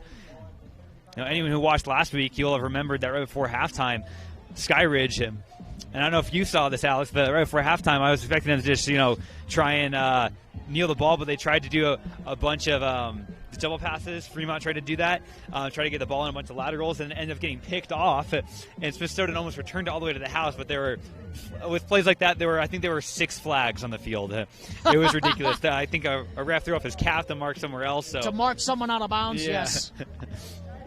It was a mess. We'll just say that. It was a mess. So Skyridge takes over 1st and 10 at the Davis 35 following the turnover. First turnover of the game forced by the Skyridge Falcons in this quarter. 2 now in the game total. Hillstead, play action, throw, that's complete. Kalama breaks a tackle, and he rolls down inside the 30 to the 25, down to the 20-yard line. That's enough to move the sticks. Yeah, Kalama right there just running a little stick route across the middle right there. They ran a similar route earlier in the game to Josh Davis, and they've done that over the middle. I think that they found success throwing the ball into the middle of the field in these short passes. I think that's something they need to keep on doing. Kay Hillstead has a tendency to look for the deep ball and has not been able to deliver.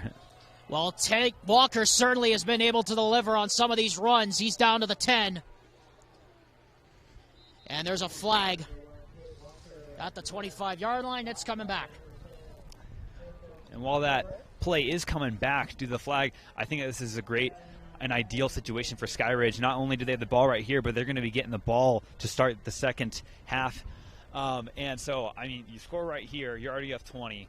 I think that you have a real tendency, or a real possibility, to be able to pull away from Davis, which is something that we talked about doing, that if Skyridge is able to, keep on spreading out this ball, which they really haven't done. They've gone back to similar guys over and over and over again, and their running backs, Kalama and Walker. This Davis team on the defensive side is going to be spread too thin. Looking, and a throw out to the right side, and a wide open is Sheffield. Sheffield's going to get bumped out of bounds at the 20-yard line. Officially marked out at the 17.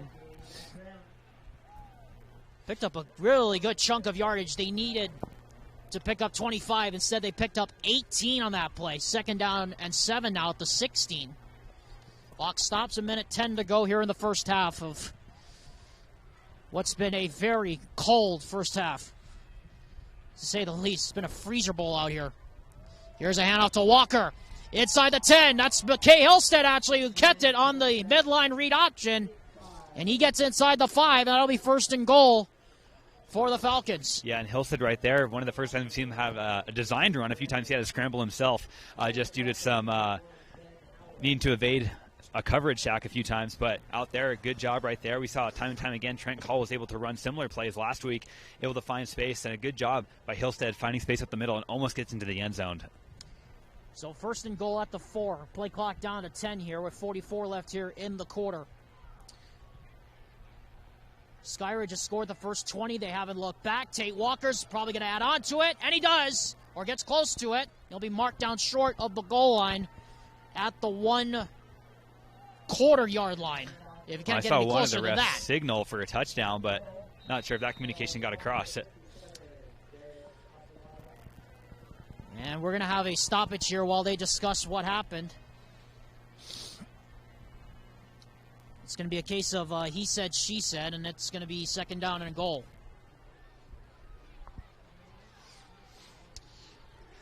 .25 left officially here in the quarter. Again, the game clock bug on your screen unofficial. Walker. Touchdown!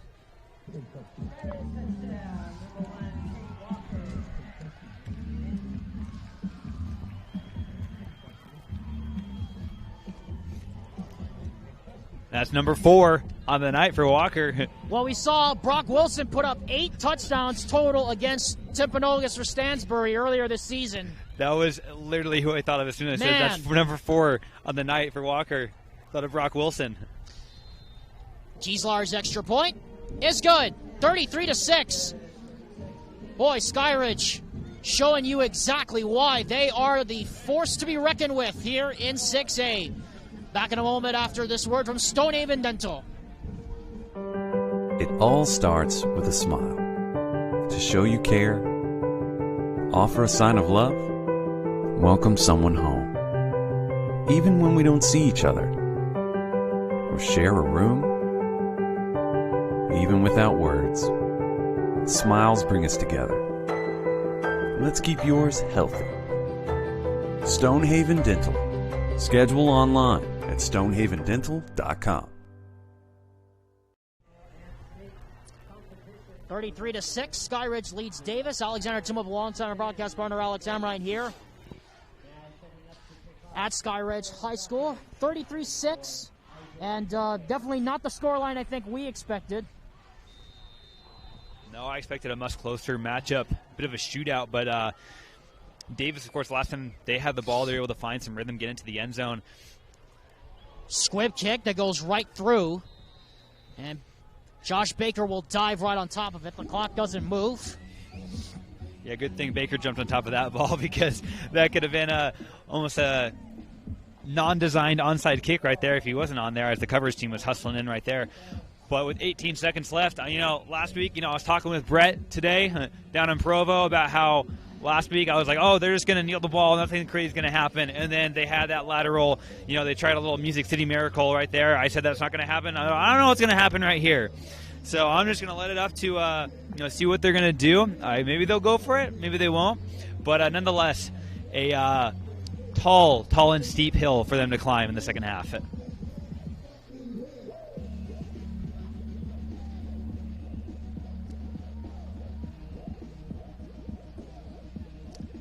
Substitution issue here as we're trying to figure out also how much time is left here in the half. Clock shows 15 left here in the first half at Skyridge High. So the officials are trying to just figure out how much time's left on the clock, and they're going to say that 15 is correct. And here we go. Jackson Stevens will go into the gun. What I suspect will be a pass play. It is. And Stevens just going to throw it up into double coverage. And it is caught! Fucking bang it, go! How did he do that? Touchdown! Oh my goodness! Oh my goodness. I mean, that's got to make Sports Center top 10, right? No way! There's no way that just happened. No flags. 80 yards. And with 4 seconds left in the first half. Well, I couldn't see. I don't believe it. I couldn't see from here the numbers on the jersey, so I don't know who was in coverage back there. But just a mishap right there. Could have been an interception. Could have just been batted down. But it was almost like, Houston Baggett was just playing the tip drill game the whole way through. He's playing the long game right now. It took him a little bit to get in the end zone, but how about that? What a play. I mean, it was a great throw nonetheless. Didn't get to him the first time, but hey, after that bounce, he took the ball, and then he was home free. And meanwhile, Stevens tries to go for the 2 quickly to Baggett. It's incomplete, thrown behind him. That, I think, will be the craziest play that we've ever seen while calling games together across basketball and football. That was phenomenal. That was nuts. Well, I hope somewhere Vince Francis and Dusty Litster are going to put that on the Rewind Top 5 because that's 2 straight games we've done now including the Luke Livingston toe drag swag catch at the end of the first half, where something incredibly insane takes place at the end of the first half. No, and that right there, well, it's funny because, Ethan Baguette, it's not like he's a really tall guy. He's going to be able to jump over those guys. You'd think that maybe they would try to get a really tall guy, just chuck the ball at him, and he can get it, and they can take a timeout, kick a long field goal or something. But they went to Easton. Stevens knew that how fast Easton is right there, and he didn't really need to speed when both the defenders guarding him both slammed into each other, and the ball went up in the air for him to just take and run to the end zone home free. You were saying about you're just. I know, and I wasn't even trying to jinx anything crazy happening. It just did. It's something about this field and me right before halftime. It's not even Christmas. It's not even past Thanksgiving, and Santa Claus gave us a gift. Hey, well, last week the crazy play didn't count, so it's a real treat that this one does. This time it does count. This time it does count. Well, what next? 3 seconds left here in the first half. Another pooch kick sent toward the sideline. Kalama takes it on the run. Tries to get outside. Kalama laterals it back across the field.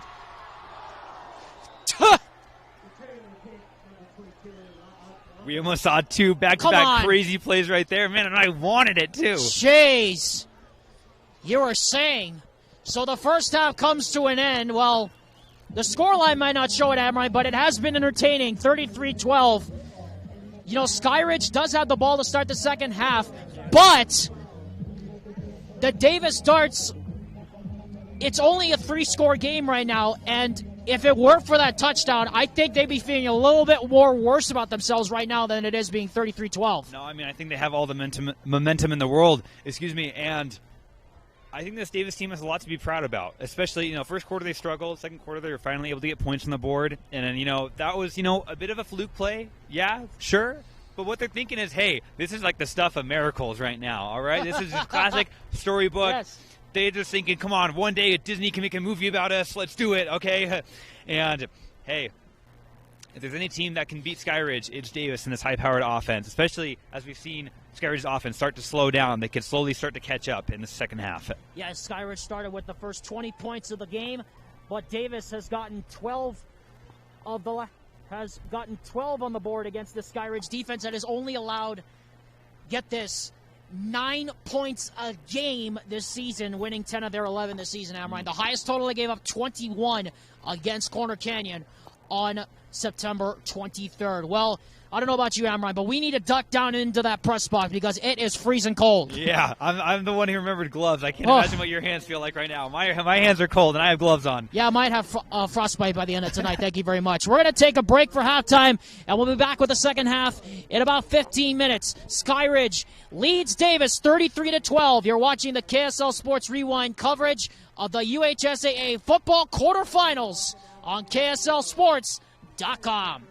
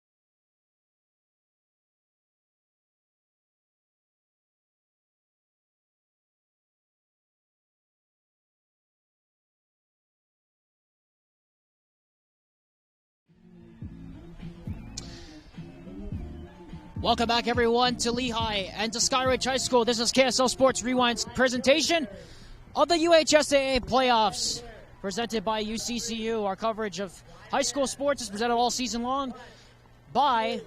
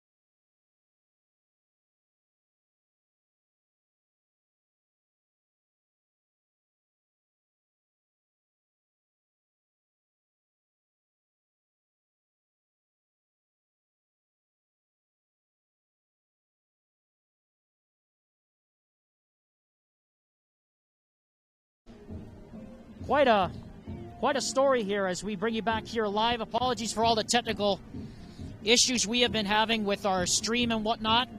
In case anybody just missed it, La'a Kalama into the end zone. Just 4 plays for the Skyridge Falcons to get into the end zone. They lead now 40-12 over Davis. Alexander Timop alongside Alex Amrine here at Skyridge High School on a very cold night. The kickoff temperature, as we said earlier, was 39 degrees. Real feel was 36 with a minus wind chill factor of -3. And as the lights start taking effect and the sun starts going down, Amrine, all we could say is that Skyridge's offense has stayed hot, at least relatively thus far. Yeah, they're doing good thus far. And I mean, a very similar play style. I mean, they dished it out to Connor Jensen, who we hadn't seen a lot of action of, as I made a note of on the previous drive. But they're able to score once again. I mean, if it ain't broke, don't fix it. Turning once again to the running back side of the backfield to get into the end zone. It's another pooch check. High hopper taken on the run by one of the upmen. That's Baker, the running back, and he gets tagged at about the 31-yard line, and that will bring up the Davis offense for the first time here in the second half. Yeah, and good reaction by Baker. That's the second time he's had to jump on a kick that wasn't exactly expected. We had that one earlier in the first half that went through one of the players' legs in front of him, and he's able to jump on it before the coverage team did. But getting the ball at the 30-yard line right there, that's pretty decent field position now as Jackson Stevens runs onto the field. I think that he's got a tall task ahead of him, but he just needs to keep on looking for his good receivers, and Elkins and Anderson and Baguette, who have all been just, what a great trio right there. They've all been consistent. From the 30 now, 1st and 10. Stevens throws across the middle. Speaking of which, there is Baguette. Baguette makes a cut, and he gets up to the 35-yard line where Snowden shoves him to the turf. You know, you were saying. Easton Baggett right there, the star of the Skyridge Miracle from at the end of the second quarter. And once again, I think that's something that they're probably going to use a lot more going forward, because what you're going to do is you're going to want to keep Skyridge off the field. But at the same time, you want to conserve the clock. So what do? You dish it off to these fast guys who can get across the middle. They quick plays, quick passes, but able to get a lot of yards. Stevens rolls to his right, throws on the run. That's complete. Getting knocked out of bounds is Elkins. And Elkins up to the 45-yard line. That's enough to move the sticks for the Darts. And one thing that I've seen so far from safeties over the top in Braden Beers, besides Brady Beers having good pass breakup from earlier in the game, but him and Dalton Young, I've seen them kind of be, it almost looks like their legs are a little locked in place when they're playing safety over the top. Sometimes it's very obvious that the ball is going the way on their side of the field, but they hesitate until the quarterbacks really, fully release the ball for them to jump to them. I think that's allowing the receivers for Davis to get a lot more open and get even yards after the catch. I think that's something they need to work on and close down if they want to slow down this offense that's getting on a roll. Stevens sprints out to the left, and he goes down. Nowhere to run for him on that one. They got on him in a hurry. That's Sione Westover, who we called a lot of in the first half, getting home for another one. Yeah, Sione Westover. And just as I'm saying, Davis gets on a roll. Jackson tries a little bit of rollout himself, but meets Sione right there, and he's taken down. I think that's a good job right there. It's kind of a gang tackle as well, as he had another guy come from behind. I think this team does a good job when they do tackle. They tackle as a group. I will say that, especially on the run game. That was something I really liked last week, as Fremont had a really hard time getting anything going, and they were having a lot of success in the pass game, so they turned to the run game a lot in the second half and were not able to get the ball going at all. So a good job by the Skyridge Falcons. Blitz off the edge. Stevens looking, throws. That's complete into a whole lot of traffic. That's complete for a gain of 5. That's Baggett again, theme of the night. He's been one of the primary targets for Jackson Stevens tonight, and it's going to be 3rd down and a long 10 here for the Darts. And right here, I think, you don't want to just lack of hustle lead to some of these conversions thus far. And you also, like I said, you don't want the Darts to, if you're on the Dart side, you don't want to have any big penalties that result in stalling the drive. But at the same Skyridge, keep the game clean. Just play your best game of football and don't let silly mistakes like that get away from you. And there goes the throw. That pass is incomplete. A lot of contact for Baggett. It's incomplete. A lot of hand fighting there on that far sideline. And it'll bring a 4th down and 10. And I suspect where the Darts are, they're going to have to kick it away, and they will. Yeah, this early in the third quarter, you don't want to risk anything like that, giving the Falcons good field position, so I agree with the decision to punt the ball away. But going forward, I think they just can't get themselves in any more third and long situations. I think that, while they've had some success in the terms of Easton Baguettes, on that long play, that was just a pure miracle that it happened to bounce into his hands. These third and longs are going to kill him. Baggett's punt goes up, or Agat's punt rather, goes up in the air. Everybody says get out of the way, and the gray shirts, and it'll die at the 30-yard line. That's where the Falcons will put it in play to start their second drive of the third quarter. Before we go any further, we'd like to remind you KSL Sports Rewind's coverage of high school football is presented all season long by Western Governors University, where you can make 2022 the year of you, where they're offering a one-year MBA for a limited time only. Where else can you get an education that's attainable, affordable, and full of support? That's at the nonprofit University of U, Western Governors University, a proud sponsor of KSL Sports Rewind's presentation of high school sports. Ilstead from the gun. Handoff goes to Sheffield, and he goes absolutely nowhere. They were on him immediately there in the backfield. Yeah, the offensive line broke down really quick right there. Sheffield didn't even have a chance to get away as he's met behind the line of scrimmage. And I think that despite that play, stopping, that was a very quick turnaround to the Falcons on defense. They were able to get the Davis Darts offense off the field. And so, while this Falcons offense is hot and ready to go, ready to punch it in again, I bet they're excited to get on the field as soon as they did. Ilstead tries to set up the screen. That's complete to Sheffield. And again, he goes nowhere.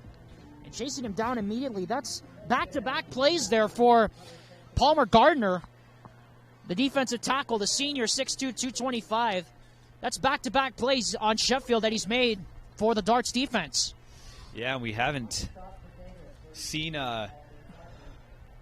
Kalama in action just yet. I would expect them to go to him soon, if not him, Tate Walker, as we see. Looks like Sheffield is in the backfield again. And this time it's a five-man rush. Ilstead gets out of the pocket, now throws. He's hit as he throws, and it's complete and in and out of the hands, actually. But we have a flag down in the offensive backfield. It's near where Ilstead threw the ball. And I was about to say it was a holding. It didn't look like there was roughing the passer, but because it's third down, I assume Scott Peary, the head coach of Davis, is going to decline this penalty, because it was third down and 8. Yeah, and that last one right there, targeting Josh Davis, who's coming across the middle right there. That wasn't his designed route. Cross route deep across the middle, and just unfortunate he couldn't corral it as he had to come back to it. It is indeed declined, and 3 and out for Skyridge. And again, folks, we want to apologize. It is very cold up here, and if we're having a hard time identifying players, or if we're having a hard time seeing what happens on the field, we apologize in advance. It is a very demanding thing to be up here in cold weather like this. That punt was almost blocked, and a fair catch called for and made by Baggett as somebody goes flying in a scuffle at about the 40-yard line, and that's where the Darts will take over. We want to remind you, KSL Sports Rewind's presentation of the UHSAA playoffs will continue next week, Thursday and Friday. The winner of this game will meet the Farmington Phoenix. That's coming up next Thursday. Coverage starts bright and early at 11 a.m. on KSLSports.com, your home for the 2022 UHSAA State Championship game.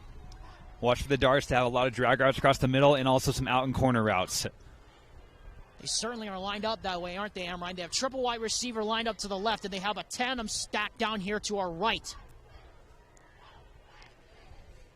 Stevens throws. That's complete, sitting in the zone.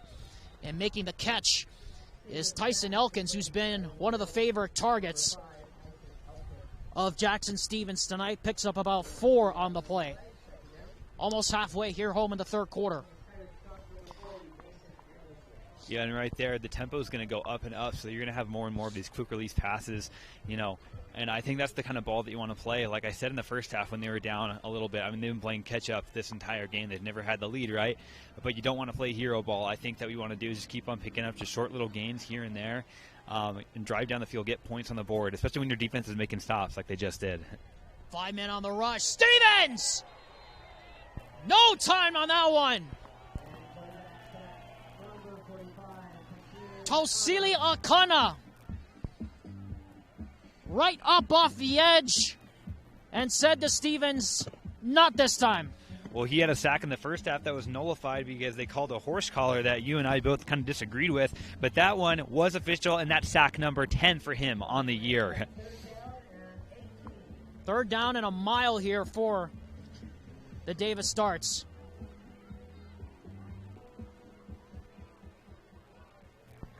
This Skyridge defense showing you why they are one of the best in the state. As Stevens keeps it on the RPO, throws down the field, pass is caught. Elkins isn't going to get the first down. He's going to be short by about a couple of yards.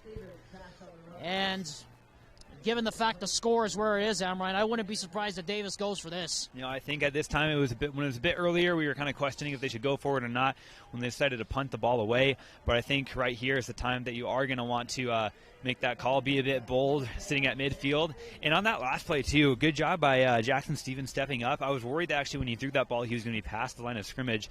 It would be, a flag on that one, but a good job getting the ball away. And almost got the first, too. A good little effort right there, just pulled short the first. Play clock down to 3. And now Scott Peary didn't like what he saw on the defense, and he's going to call a timeout. We'll take one with them as well. 4:20 left to go here in the first half of the... What am I saying? This is what happens. The cold is really getting to us. The cold's getting to us, folks. We'll be back after this word from Mountain Land Equipment. 40-12, Skyridge leads. Mountain Land Power Equipment provides exceptional service and high-quality brands you know and trust in lawn, landscaping, and snow removal products. Our experienced staff of technicians repair all types of snow plows, snow blowers, lawn mowers, small engines, and is trained to answer questions about lawn, garden, snow removal, and landscaping products. Mountain Land Power Equipment, now with 2 locations to serve you in Salt Lake City and Springville.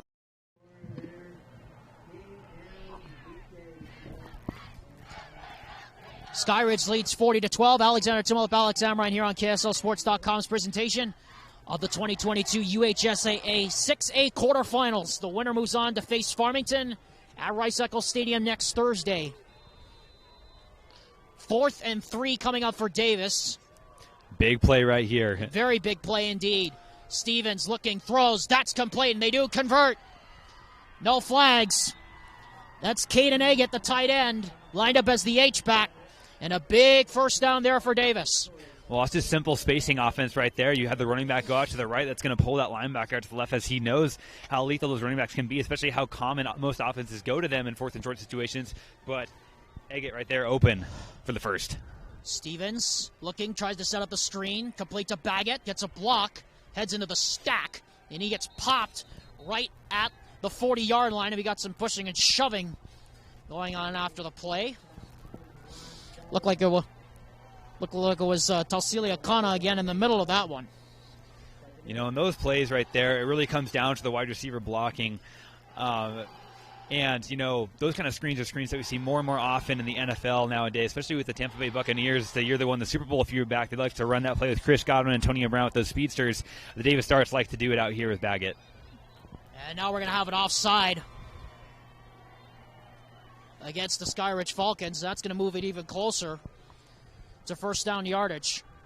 There's actually Deshaun Toilolo in there, too, that was in there with the pushing and shoving on the last play as well for the Falcons. Well, I think we've got to get close to the 20 mark on penalties. 3:29 officially left here in the third quarter. 40-12 in favor of Skyridge. Stevens, quarterback power. And I think he got it. He dove forward. It's not where you start. It's not where you spot the end of your dive. It's where you go, and that's where they're going to mark him. They're going to give him the first down. And I like that play design right there. You know, just do nothing crazy. Just keep the drive alive. Get an extra set of downs right there. Even on second down. I mean, why not? You know, it's the safe game right here. That's what you want to do when you want to conserve the ball. But, you know, looking at the scoreboard, 3 minutes and running, down now by 28. Yeah, you better get moving. Especially when you're almost in mercy rule territory. You need to make sure that score gets a lot closer. Stevens drops the pass, looking up the sideline for Eggett, off his fingers. Eggett had his man beat up the sideline, but great coverage there. Again, Smith Snowden, we haven't called his name a whole lot, and they don't throw to his side a whole lot, but that was one of the rare times we've seen him get beat this season. Yeah, you don't often see that, and I believe that was actually Jace Doman on the coverage on that one. Yes, that was. I'm sorry. No, you're good. I mean, they got so many good playmakers. Sometimes they all just look consistent. They're so consistent across the board. We get confused which one's which. But, yeah, Jace Doman, I think that last week, I think something that I saw in his game, while he did have 2 interceptions, they were both kind of just cherry-pick balls, bad balls from Fremont quarterback Slade Parker right there, but he was beat on that one as he was a few times last week. Stevens trying to set up the quarterback RPO, and that was thrown behind and out of bounds. And looks like we have a player down in the middle of the field.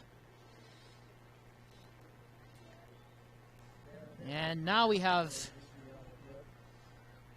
everybody coming over to see what the matter is. And it looks like it's a Davis player down, and it looks like it's cramps. And it is. It tends to happen on a cold night like this, Amrine, where there's not a lot of places where you can get warm, especially in high school football. And this is what can happen sometimes when it's dry, it's cold, and there's not a lot of humidity in the air, and this can happen. Well, and as well, because, when your players are hydrated, right, those cramps are going to happen. But when it's so cold like this, the last thing your body's really thinking instinctively is, oh, yeah, I need to, stay hydrated on the sideline right here, especially when the water's cold and stuff. You don't want that in your body right now. You just want to sit back and have a nice cup of hot cocoa. But, yeah, so I think that it's important to keep the players hydrated, especially in conditions like this. As they stretch them out right there. We've witnessed a few kind of scary injuries throughout this season. And so we're glad to see that's not a scary one right there. But it's good to see that player's getting attended to before we resume play. Yeah, we'll let them tend to the player that's cramping up, and we'll take a break. Step aside and be back after this with Skyridge leading 40-12 on KSLSports.com. Bird Homes is a Utah-founded community builder and a proud sponsor of Skyridge football. Bird Homes not only builds commercial and multifamily buildings, they build and support Utah communities. Bird Homes builds for you. Go Falcons. Hi, I'm Amber Clark, head manager of the Skyridge football team. This is a Atlanta Falcon. Falcons are the fastest animals on the planet. They read body language and are extremely aware. Let's make 2022 the best season yet. Go Falcons!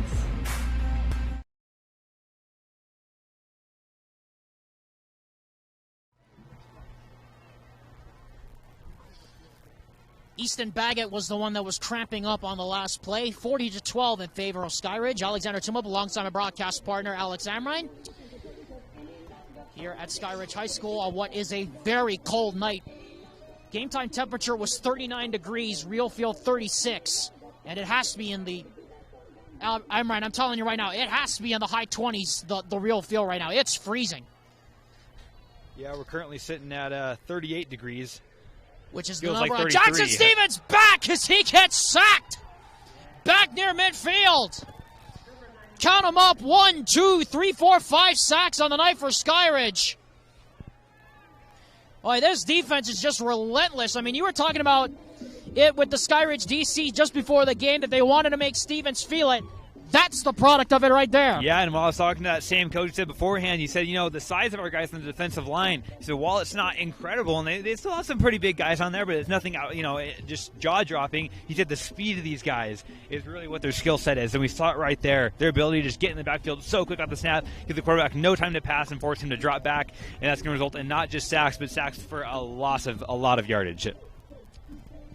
Davis will take a timeout as they were kind of in between whether or not to punt the football or to go for it on 4th down, but given it's 4th and 24, it's obvious here you have to kick it away.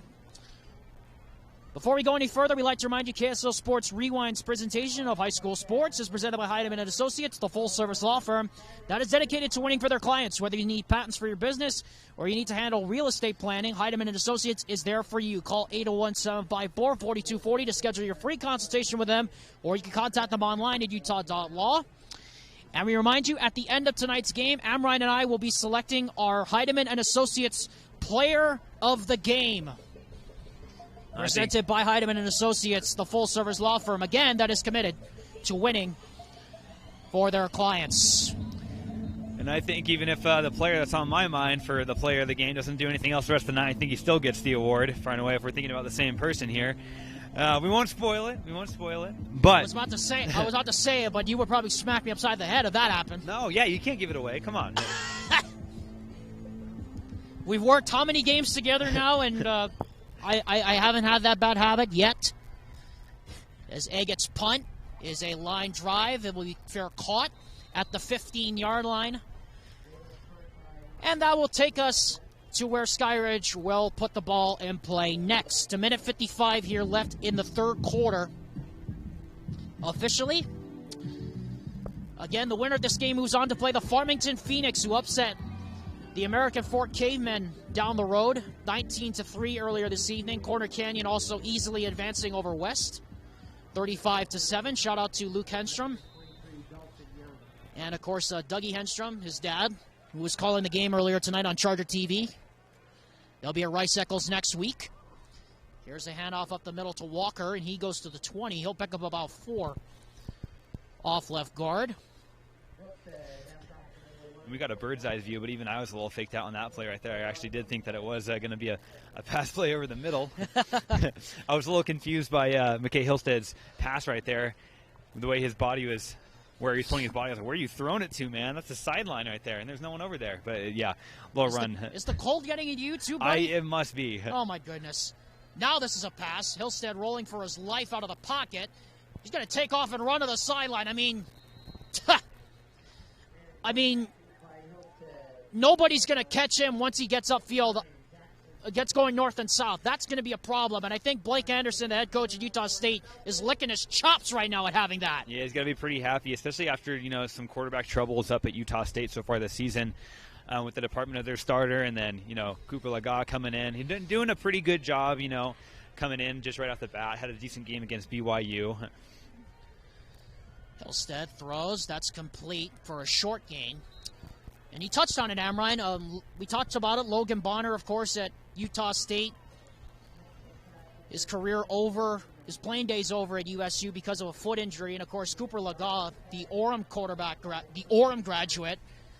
I mean, he looked absolutely unstoppable against Brigham Young, but they've kind of fallen back to earth in recent weeks. They have Utah State. Yeah, and I think they have some bright spots on their offense, and maybe it was just a bit of the fact that was really the beginning of the end for BYU's defense. This season they've really struggled these past few weeks. Don't get me started.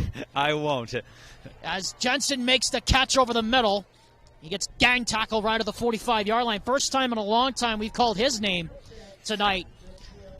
Yeah, just Connor Jensen, just when he comes across the middle like that, I mean, that was really all the routes that he was running last week, all these ins and posts. He is just so lethal across the middle of the field, does a good job finding space, making those cuts in between people, high points the ball, takes it down, and right there, didn't get taken down at the first hit.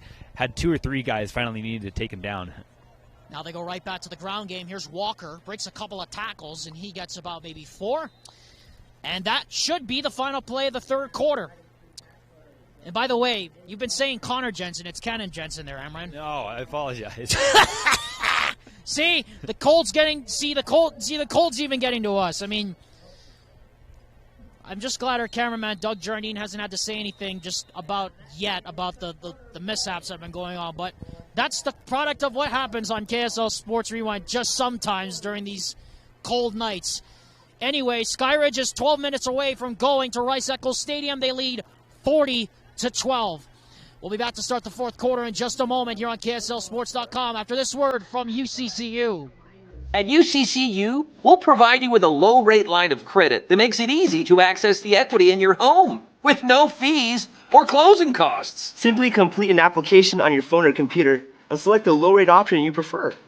And then sit back and enjoy the peace of mind that comes from knowing you have a low-rate line of credit. Ready for whatever life throws at you. To learn more or start your application, visit uccu.com or stop by any branch.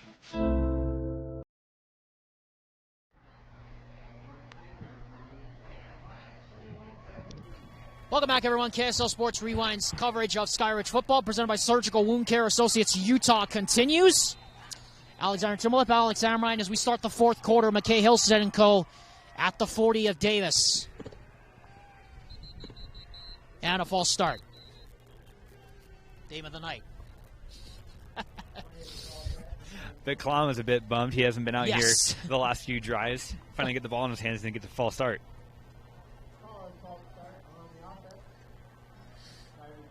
Want to bring you up to date on the game that we're currently keeping an eye on. Lone Peak over Bingham was leading initially 3-0, but they're now trailing 7-6.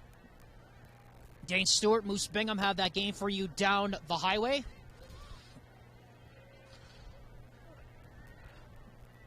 Second down and 12 now at the 46 following the penalty. Triple wide receiver lines up to the right. The single wide is Jensen. Hillstead looking, throws for Jensen, and it's overthrown, incomplete. And that'll bring a third down and long here for the Falcons. You know, that one on the pressure that came on McKay Hillstead. Might not have seen it, but on the back end of the play, McKay Hillstead took a kind of a hard hit, and his head bounced against the ground right there. I feel like so often when you see that little bit of a whiplash on the heads of those quarterbacks, I feel like sometimes that'll draw the roughing the passer. None right there, but something to look out for. So third down and 11 now. Haven't been a whole lot of third downs tonight for the Skyridge offense.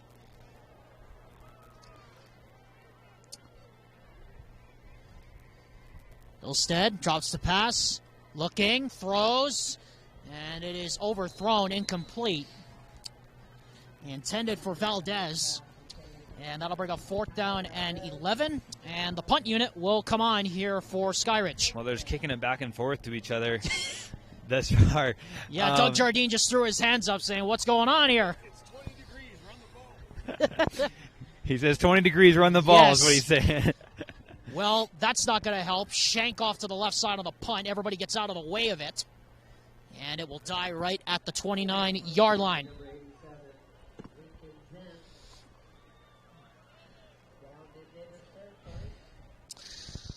KSL Sports Rewind's presentation of high school football continues next week. The 5A semifinals from Rice-Eccles Stadium continue. We know Lehigh will be there. They survived an asinine test from Box Elder. Find out who will play who next week as our coverage of the semifinals and the championships begin next Thursday and Friday, leading you up to Championship Day, Friday, November 18th on KSLSports.com. As Skyridge will take a timeout because they were all over the place with the substitutions.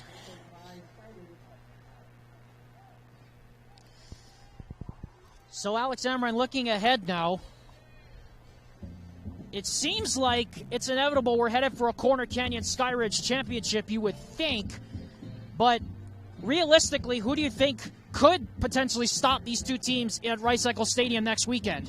You know, it was one of those, I kind of mentioned it. American Fork was a real player in there. We also talked about, of course, West was a great team that I think could have had a real chance of taking down, Skyridge at some point. But I think that Skyridge is just kind of I think it's going to be Skyridge and Corner Canyon. I think that earlier when they faced off this year, that was just a preview of the final championships, what we see at the end of this year, and so far the trend looks to continue that way. First and 10 now from the 29. Stevens drops the pass, throws. That's complete over the middle. Close to the marker. And making the catch is Anderson. Close to a first down. They'll mark it just short. Second down coming up. And now they're starting to go up-tempo, and they need to, down 28. Stevens from the gun. Hands off. This is Pierce. Flag goes down. And this is going to probably bring it back. Another untimely penalty there for Davis. The refs have been by far the most consistent player in this game. Well, even then, Amrine, Davis has had some untimely penalties here tonight that have killed a lot of their momentum here in this game. And they seem to come after really good and big plays that set them up. Right there, you're finally about to get into opposing territory right there. You're playing up-tempo. That's a drive killer. So from the spot of the foul, 2nd down and 10.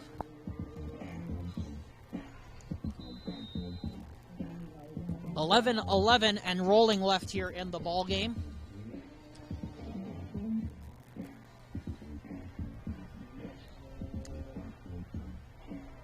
Triple wide receiver lines up in tandem to the right. Single wide receiver is Anderson out to the left.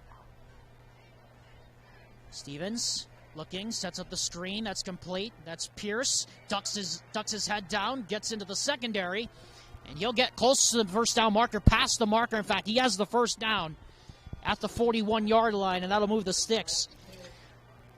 Yeah, good job right there. Just operating in open space. I mean, it comes down to just being able to read your blocks, knowing, kind of the tendencies of your blockers, knowing which way they're going to block, and then reading them from there. So good job reading 2 or 3 different blocks right there, picking up the first. From the 41 now, 1st and 10. 10:25 and rolling here in this one. Skyridge with this one well in hand. Stevens throws. That's complete. And making the catch and getting tackled immediately is Elkins.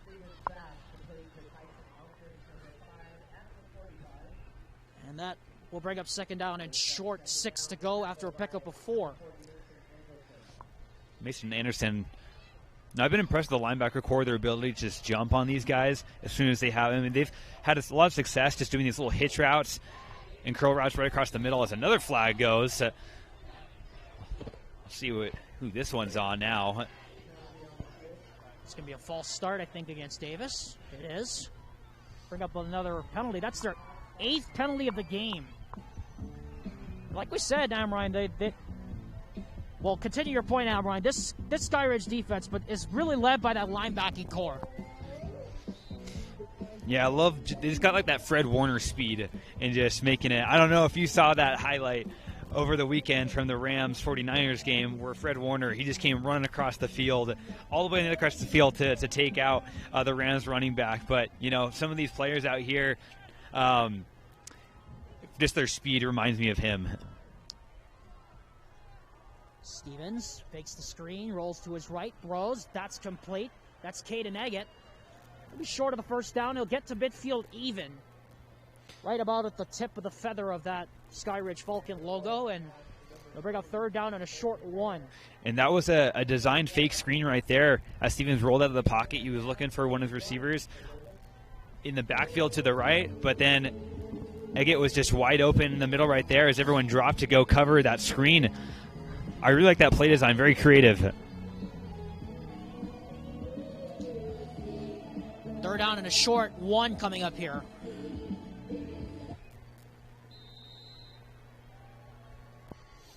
And a quarterback sneak. Stevens has it. Second time we've seen him kind of just jump ahead to get the first down. That's something you're going to keep on doing. And with all these passes completed, and with some of these running plays now, the clock's going to continue to chew off as now we are about 8:30 left in the 4th. That might work in Davis's favor, keeping that Skyridge offense off the field and giving their defense a much-needed rest. As Stevens drops the pass, throw the middle, that's complete. That's Elkins. He gets about maybe 9. Elkins once more. It's kind of funny, going to this game, I was giving Skyridge Falcons praise up and down, left and right about just how widespread their talent is, how they disperse the ball to so many guys. Out here, the Davis offense, of course, they've only been able to get 12 points on the board. But as far as just distributing the ball, I think they've done a much better job getting it to a variety of players than the Falcons have. 2nd down and 2 now. Stevens looking, throws the inside screen, complete again to Elkins.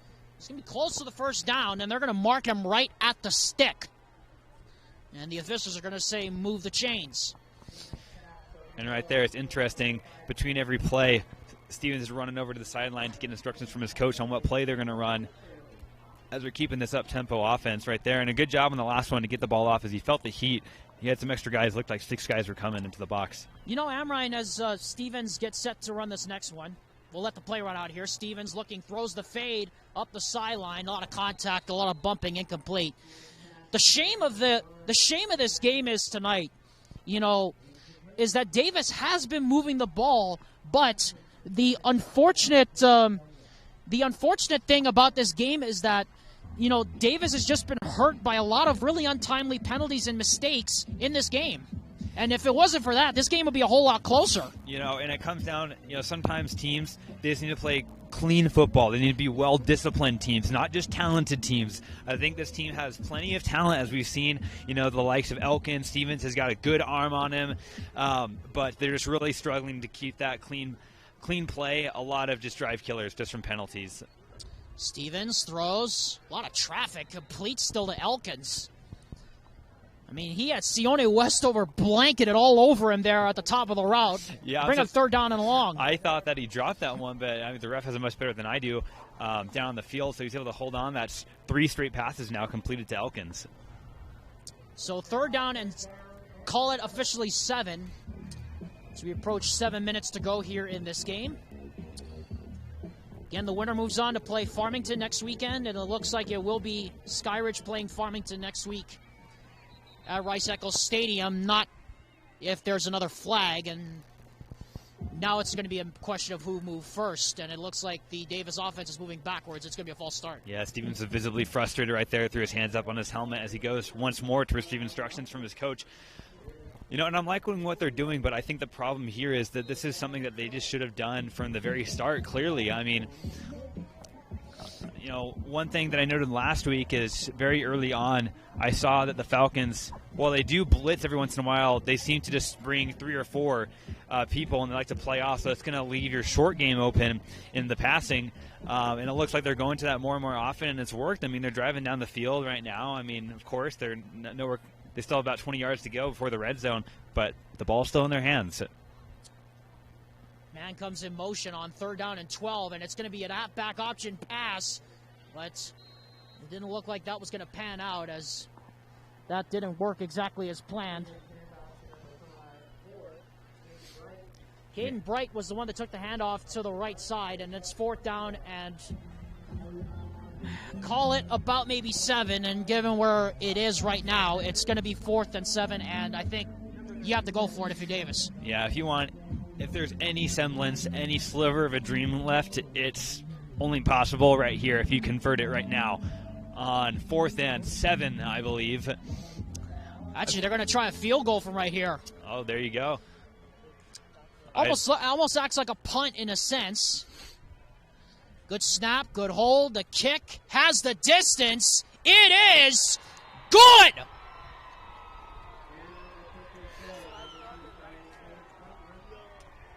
Gage Butler knocks it through from 52. And actually on the top of the press box, we got the brother of the kicker up here, who's cheering as his brother nails that field goal through the upright. That was one heck of a kick right there. We were going. If Ed Lamb's watching at BYU right now, he needs to look at that guy right now. Get rid of Jake Oldroyd. No comment. Jeez. 40-15 is our score. We want to remind you, KSL Sports Rewind's coverage of the UHSAA football semifinals and championships continue next week. Jeremiah Jensen, Stevenson Sylvester have the call of the semifinals and championship game on the KSL TV app. Dusty Litster, Dane Stewart, Jeff Hansen, and the Brown Bear, Brian Brown, have pregame, postgame, and halftime for you all covered. Join JJ Sly and Dusty for all the action starting next Thursday, bright and early, 11 o'clock a.m. with pregame coverage starting at 10:30 on KSLSports.com and on the KSL TV app. So 40-15 now your score as Skyridge leads Davis. Skyridge started with the first 20 points of the game, and they never looked back.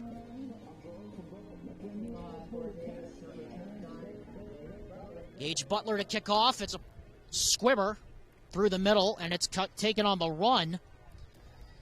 Snowden looking for a hole, and now he'll just give himself up and take a knee at the 26. Yeah, in 6 minutes now. This is just chew clock time. So, Amrine, I turn to you now, and we talked about this Skyridge offense scoring the first 20 points of the game. They never look back from this game. They're going to win. They're going to go on to Rice-Eccles Stadium for the 3rd straight year. But what's the one weakness you want to see worked out in preparation for their game against Farmington? Because it doesn't get any easier from here. Yeah, I think one thing you just need to do is utilize the short ball game. I really like when they've passed short. I think that helps open up a lot of other things, and they're going to need to have a diverse offense going up against some experienced defense, as we see a rain of flags going down. Yeah, a face mask looked like against Sheffield, as now we see Trent Call in the game. First time tonight. Yeah, and there's Trent Call, and he's the guy that, I kind of hope that just for my sake, I don't think they actually will, but kind of let him, sling it out a little bit, because I think that he's got a good arm himself. He's a good general of this offense. He understands it very well. Last week, he looked like a genuine starter out there. But McKay Hillstead, he's done decent enough, but I think one thing that I've talked about time and time again throughout the night is, just his inability to get the pass off when it's just good secondary coverage. And, I mean, that's a shout-out to the Davis Darts defense. While they have let up 40 points tonight, I mean, they certainly seem to have done a pretty good job shutting them down, especially in the second half. A lot less success for the Falcons in the second half. Call goes into the shotgun here. Hand off to Kalama on the fly sweep. And Kalama breaks some ankles as he gets into the secondary, and he gets spun down at the 20-yard line. It'll be 1st and 10 inside the red zone again for the Skyridge offense. And Kalama now is going to be well over 100 all-purpose yards on the night. Yes. Of course, has had 2 touchdowns on the night himself. Skyridge has only put up 20 points total since going up 20-0 after the first quarter. Here's a keeper by Call to the right side. Tries to get outside. Breaks a couple of tackles. He gets outside. Still on his feet. And Call is going to get wrestled to the turf inside the 5 at about the 3-yard line. I mean, that's just a testament to how the strength of Trent Call really has a factor and why they really like this guy as a runner. Yeah, and I think that Trent Call could be a guy they utilize more and more often, kind of in a bit of a Taysom Hill kind of position going forward.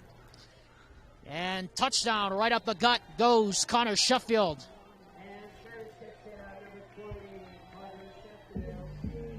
And so, instantaneous response as Skyridge gets into the end zone. And they have laid 46 on the Davis Darts. 5:10 officially left to go. Well, I think that was just 4 plays on that drive right there. That was very quick. That was very fast. They were able to chew some time off the clock and prove that, the running game, they can do it just as well as the Davis Darts. Ian Kieslar knocks through the extra point. 47-15 Skyridge. Well on their way to Rice-Eccles Stadium now. We'll be back after this word from the Salt Lake Running Company on KSLSports.com. For over 25 years, Salt Lake Running Company has helped people of all ages and levels find the gear they need to start their fitness journey. From a free custom shoe fit analysis to a premium assortment of footwear and workout essentials, SLRC is a top 10 run shop in America. Locally owned, locally operated at 5 locations along the Wasatch Front. SLRC is there to help you gear up and get out. Visit a store near you or shop online at slrc.com. 5:10 left in the game here. KSL Sports Rewind's coverage of the UHSAA playoffs continues here. Skyridge leads Davis 47-15. Alexander Timlip and Alex Amrine here. Just about to wrap this one up and send Skyridge on to Rice-Eccles Stadium, where they'll face Farmington next Thursday, in the semifinals. They'll be the late semifinal.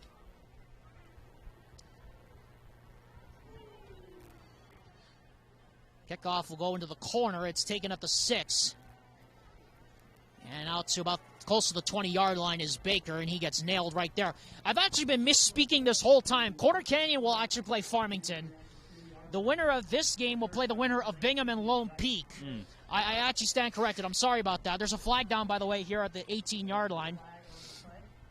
Well, of course. Why wouldn't there be a flag? Right? Yes.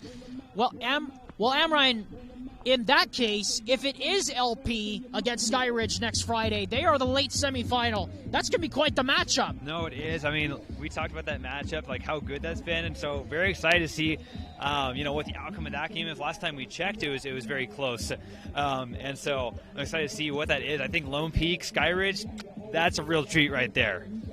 Yeah, you're talking about the up-and-coming power Skyridge against the always power Bingham,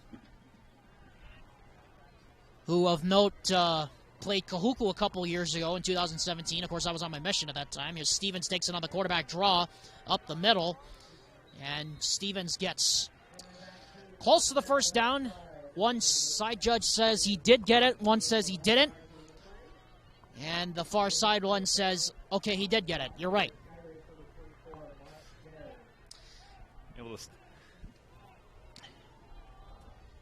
Again, J.J. Sly, Dusty Litzer have the semifinals and championship games for you next week. And this will be Amrine and mine's final football broadcast of this season.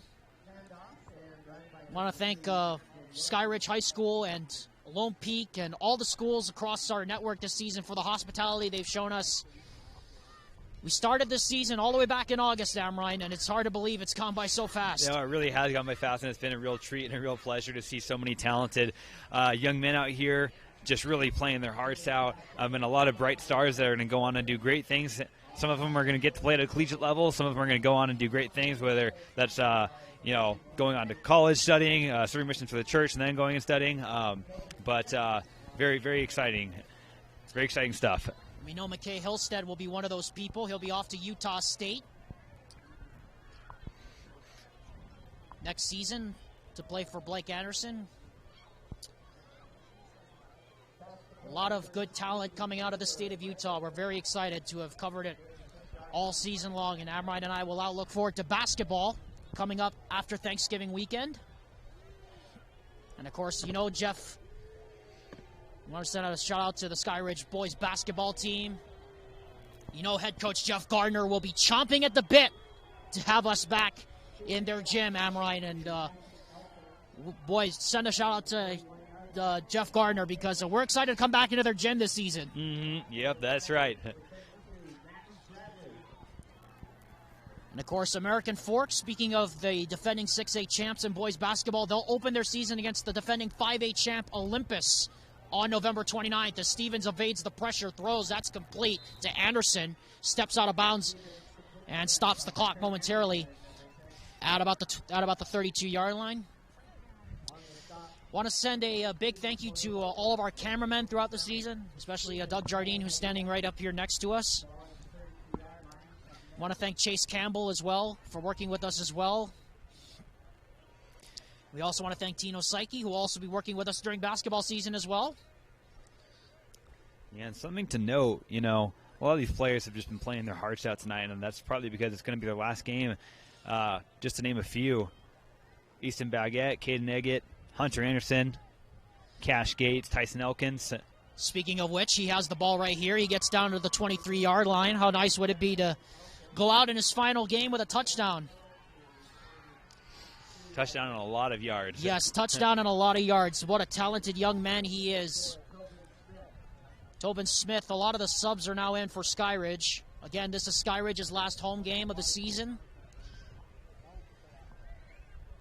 Now we're going to see a Wildcat here, as Easton Baggett is in there. And he's going to take the handoff himself. Gets to the left side. Baggett at the 10. Touchdown!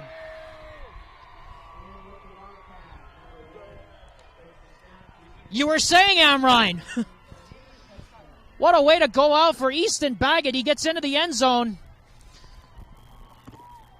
And this is, and with the extra point to come, this will be the most points Skyridge has given up all season long, if you can believe it. Yeah, and that just shows how good this Davis Starks offense has been all season. I mean, doing prep in this game, and I was just looking at some of their stat lines. It was kind of unbelievable, the things that they've been able to accomplish. And while they, won't be able to get the job done here tonight, I think a lot of players are able to be very proud of this season that they put forth. And with that, the extra point by Gage Butler is good. 47-22. Davis has put up the most points on Skyridge. They have given up all season long. As we said, coming up at the end of tonight's game, just in a little bit, we're going to name our Heidemann and Associates player of the game. And again, we want to take an opportunity to thank everyone for working with us all season long. Again, this is Amrine and I's final football broadcast of this 2022 season. But don't worry, folks. Amrine and I will be back for basketball season starting at the end of this month after Thanksgiving, and we will be back for another season of football in 2023. And if this season has taught us anything, Amrine, everyone should be excited for what's to come in 2023. Very much so, and I'm excited for a season of basketball with you and excited to be indoors, especially after this one. Yeah, it's ironic, Amrine. Our first game together was a basketball game on December 11th, and it was these Davis Darts, their basketball team led by the awesome talents of people like Colby Sims and Rex Sunderland, who have, of course, gone on to bigger and better things. And you know that there will be some big shifting at the top in 6A this year in basketball. Ryan Cuff brings back American Fork, but not the same team. And if this last season taught us anything, we aren't going to bank on anything in 6A going chalk this year for boys basketball. No, in 6A, we talked about it in football, that there's just so much turnover. There's so many good players up and coming with, so many students coming into these schools. And I think that football as well, I think that basketball is, a lot more unique in the fact that, of course, the rosters are smaller, and so it can change more often. But football, you get these powerhouse programs. Well, that certainly happens in basketball. It's certainly more subject to change. Call. Hands off to the left side. And Sheffield will get out to the 33-yard line. Again, we want to remind you, KSL Sports Rewind's coverage of the 6A and 5A football semifinals and championships begin next Thursday, bright and early at 11 a.m. with Jeremiah Jensen, Stevenson Sylvester, and Dusty Litzter on the sidelines. Of course, Dusty Dane, Jeff, and the Brown Bear, Brian Brown, will have all the postgame and pregame coverage for you. Again, that's next Thursday, 11 a.m. on KSLSports.com. Pregame starts at 10:30. Again, that's on KSLSports.com and on the KSL TV app. All the subs are in here for both teams.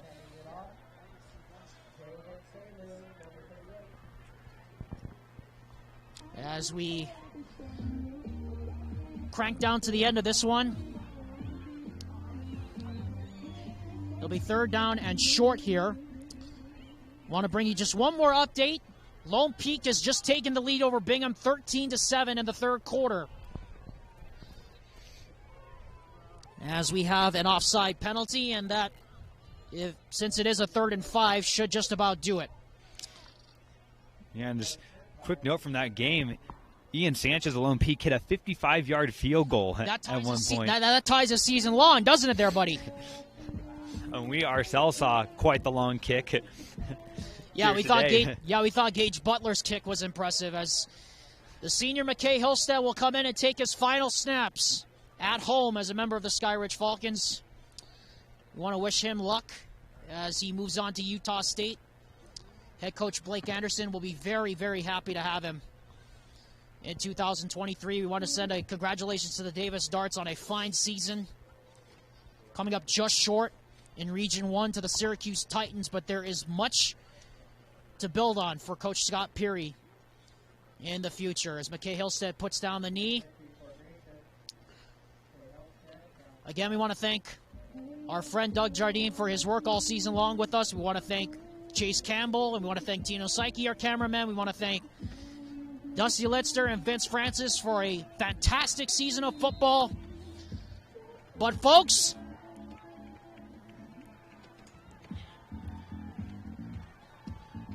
we are all done, but not the Skyridge Falcons. For the 3rd consecutive year, the Skyridge Falcons are going to Rice-Eccles Stadium. What a season for Skyridge, as they will move on to the Final Four at the house that Witt built next week, Thursday afternoon. So as this one comes to an end, 47-22 your final score. The Skyridge Falcons are victorious. And the Falcons are moving on to Rice-Eccles Stadium for the 3rd consecutive season. Amrine, final thoughts on this game and final thoughts on the season we've seen as this has transpired from August to the cold months of November. I know we've seen a lot of good football. We covered Timpanogos for a majority of the season. We got to see some great stars over there.